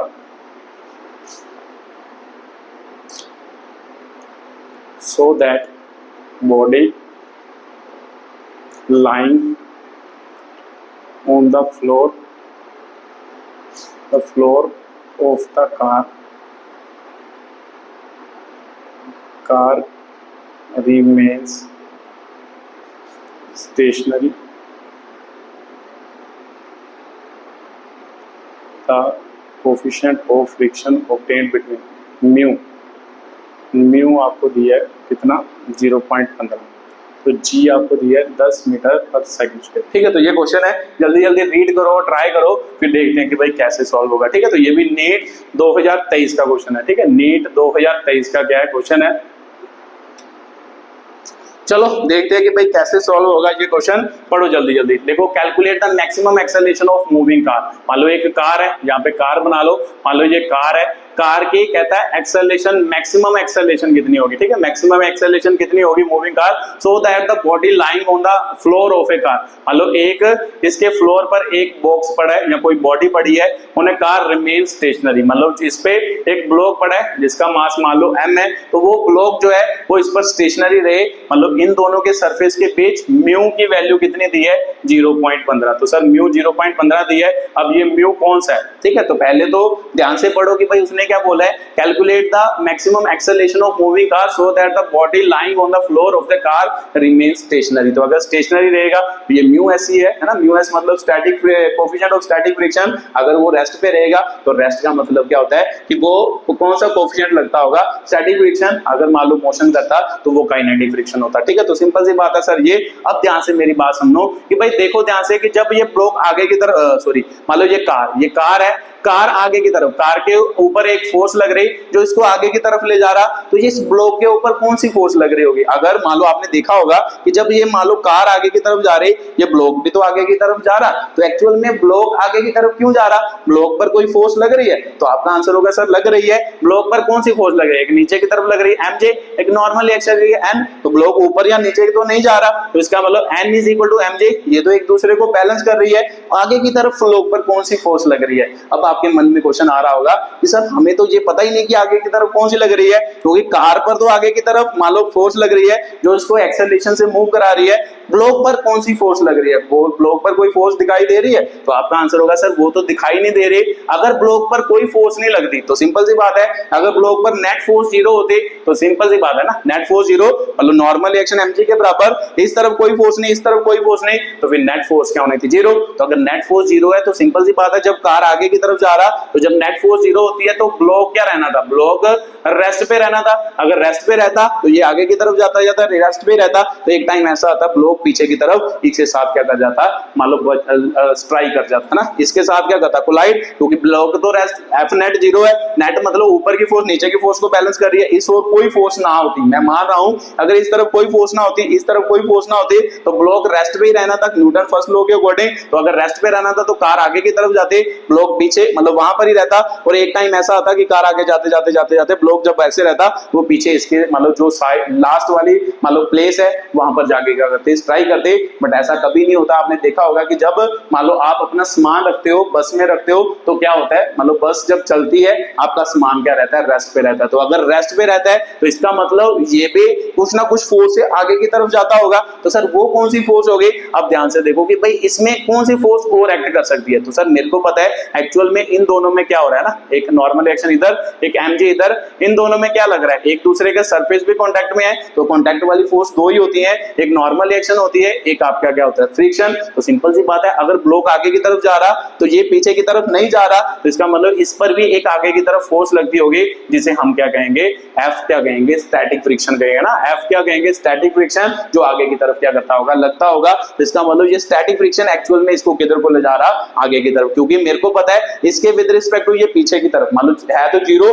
but किधर को जा रहा, पीछे की तरफ। तो मैंने आपको पहले भी बताया था कि जब कोई ब्लॉक मान लो क्या है, मान लो हमेशा फ्रिक्शन जो होता है वो रिलेटिव मोशन को क्या करता है, अपोज करता है। जब ये आगे की तरफ जा रहा तो ये कार इसको भी आगे की तरफ ले जाना चाहेगी, तो ये कार इस ब्लॉक पर क्या लगाएगी, आगे की तरफ क्या लगाएगी, फ्रिक्शनल फोर्स लगाएगी, जिसे हम क्या कहेंगे, स्टैटिक क्या कहेंगे, फ्रिक्शन। तो सिंपल सी बात है जो स्टैटिक फ्रिक्शन लगाएगी वो किसके बराबर होगा, इस फोर्स के बराबर होगा। जितनी फोर्स से ये आगे की तरफ जा रहा उतनी फोर्स से ये भी तो आगे की तरफ जाएगा, तभी तो ये दोनों इकट्ठे चल पाएंगे। तो इसका मतलब सर मेरे को समझ आ गया कि जो स्टैटिक फ्रिक्शन होगा, स्टैटिक फ्रिक्शन या लिमिटिंग फ्रिक्शन भी कह सकते हैं, क्योंकि उन्होंने मैक्सिमम एक्सेलरेशन पूछा। मैक्सिमम मतलब जब मतलब कौन सी मैक्सिमम एक्सेलरेशन होगी, जिस एक्सेलरेशन से ये कार चलेगी और ब्लॉक भी इसके साथ चलता जाएगा, तो मैक्सिमम एक्सेलरेशन पर इस पर कौन सी फोर्स लगेगी। सिंपल सी बात है सर, मैक्सिमम फोर्स जहां तक ये स्टेशनरी रह सकता है, तो मैक्सिमम फोर्स कौन सी होती है, उसे हम लिमिटिंग क्या कहते हैं, फ्रिक्शन। तो इसका मतलब इस पर मैक्सिमम फोर्स कौन सी एक्ट करती होगी, स्टैटिक फ्रिक्शन की मैक्सिमम वैल्यू क्या होती है, लिमिटिंग फ्रिक्शन। इसका मतलब लिमिटिंग फ्रिक्शन एक्ट करती होगी, तो लिमिटिंग फ्रिक्शन की वैल्यू किसके बराबर होगी, इस फोर्स के बराबर होगी, दोनों इकट्ठे चलेंगे। अगर मान लो इसकी वैल्यू इस लिमिटिंग फोर्स से ज्यादा हो गई, इसका मतलब ब्लॉक पीछे की तरफ मूव करना क्या कर जाएगा, स्टार्ट कर जाएगा। ठीक है, तो उसने तो ये पूछा है कि ये दोनों साथ साथ चलने चाहिए, मतलब कार के विद रिस्पेक्ट टू ब्लॉक क्या रहना चाहिए, स्टेशनरी। तो सिंपल सी बात है जितनी फोर्स इस पर उतनी ही सेम टू सेम फोर्स इस पर, तो इस पर मैक्सिमम फोर्स कितनी लग सकती है कि ये स्टेशनरी रहे, उसे हम क्या कहते हैं, लिमिटिंग क्या कहते हैं, फोर्स कहते हैं। तो लिमिटिंग फोर्स किसके बराबर होना चाहिए, फोर्स ऑन क्या होना चाहिए, कार। ये दोनों चीजें क्या होनी चाहिए, बराबर। तो सर लिमिटिंग फ्रिक्शन मेरे को पता है म्यू इनटू क्या हो गया, mu s into normal reaction force on car. Car पर कौन सी फोर्स कर रही, मास इनटू क्या होएगा, एक्सेलरेशन ऑफ ए कार होएगा ना, मास into acceleration of A car. तो ए की वैल्यू मैक्सिमम है, अगर मैक्सिमम होगी तभी तो लिमिटिंग फ्रिक्शन होगा। अगर मान लो वो बोलता कि ए की कौन सी वैल्यू हो, हेलो मैक्सिमम मतलब जहां तक ये फोर्स लगाए ये ब्लॉक इसके साथ साथ चलता जाए, तो इसका मतलब जब ये फोर्स लगाएगा ये इसके साथ चलेगा तो इस पर मैक्सिमम फोर्स जो इसको स्टेशनरी रखती है उसको हम क्या कहते हैं, लिमिटिंग फ्रिक्शन। तो सिंपल सी बात है सर, ये वैल्यू इसके बराबर होगी। म्यू एस की वैल्यू कितनी दी है 0.15, नॉर्मल रिएक्शन mg के बराबर है ना, नॉर्मल रिएक्शन ऊपर की तरफ कोई फोर्स नहीं हो रहा, इक्विलिब्रियम, तो mg हो गया। तो उसके बाद सर मेरे को पता है m इंटू एक्सेलरेशन, ये मैक्सिमम की वैल्यू निकालनी है, तो सिंपल सी बात है सर m से m गया, इसका मतलब 0.15 गुना g 10 है, इसका मतलब a मैक्सिमम कितना हो गया, देखो ध्यान से a मैक्सिमम कितना हो गया, जब इसको इसके साथ मल्टीप्लाई करोगे तो कितना बना 1.5 मीटर पर सेकंड स्क्वायर आपकी क्या आ गई, एक्सेलरेशन आ गई। ठीक है, तो ये एस टाइप का क्वेश्चन भी आता है। ठीक है, ये नीट 2023 में क्वेश्चन पूछा गया, तो ये भी एक अच्छा क्वेश्चन है। ठीक है, जिसमें आपको क्लैरिटी होगी कि भाई एक्चुअल में फ्रिक्शनल फोर्स कैसे क्या कर रही है, एक्ट कर रही है। फ्रिक्शनल फोर्स हमेशा रिलेटिव मोशन को अपोज करती है। सिंपल सी बात है, ब्लॉक पीछे की तरफ जाना चाहेगा, बट ये कार जो होगी वो ब्लॉक को क्या करेगी, आगे की तरफ फ्रिक्शनल फोर्स लगाएगी। तो जब आगे की तरफ लगाएगी तो ब्लॉक आगे की तरफ क्या करेगा, मूव करेगा। उसके साथ साथ अगर मान लो इसकी एक्सेलरेशन, अगर इसकी एक्सेलरेशन इससे ज्यादा हो गई तो सिंपल सी बात है, ये वाली फोर्स ज्यादा हो गई, ये वाली फोर्स मतलब उससे कम रह गई, तो मेरे को पता है कि भाई जब ये वाली फोर्स कम हो जाए तो ब्लॉक फिर किस पे आ जाता है, मोशन पे आ जाता है। फिर ब्लॉक स्लाइड करना क्या कर जाएगा, शुरू कर जाएगा। इस एक्सेलरेशन से अगर कार चलेगी या इससे कम एक्सेलरेशन से कार चलेगी तो ब्लॉक हमेशा रेस्ट पे रहेगा। इससे ज्यादा एक्सेलरेशन से कार चलेगी, ब्लॉक क्या हो जाएगा, मोशन में आ जाएगा, मूव करना स्टार्ट कर देगा। ठीक है, तो ये आपके डिफरेंट क्वेश्चन थे किसके, फ्रिक्शन के बिहाफ पर। तो चलो इस वीडियो को यहाँ पर ही खत्म करते हैं, फिर इसके अगली वीडियो में बड़े टॉपिक पढ़ने वाले हैं फ्रिक्शन के, वो सभी स्टडी करेंगे। तो इस वीडियो को देखने के लिए बहुत बहुत धन्यवाद।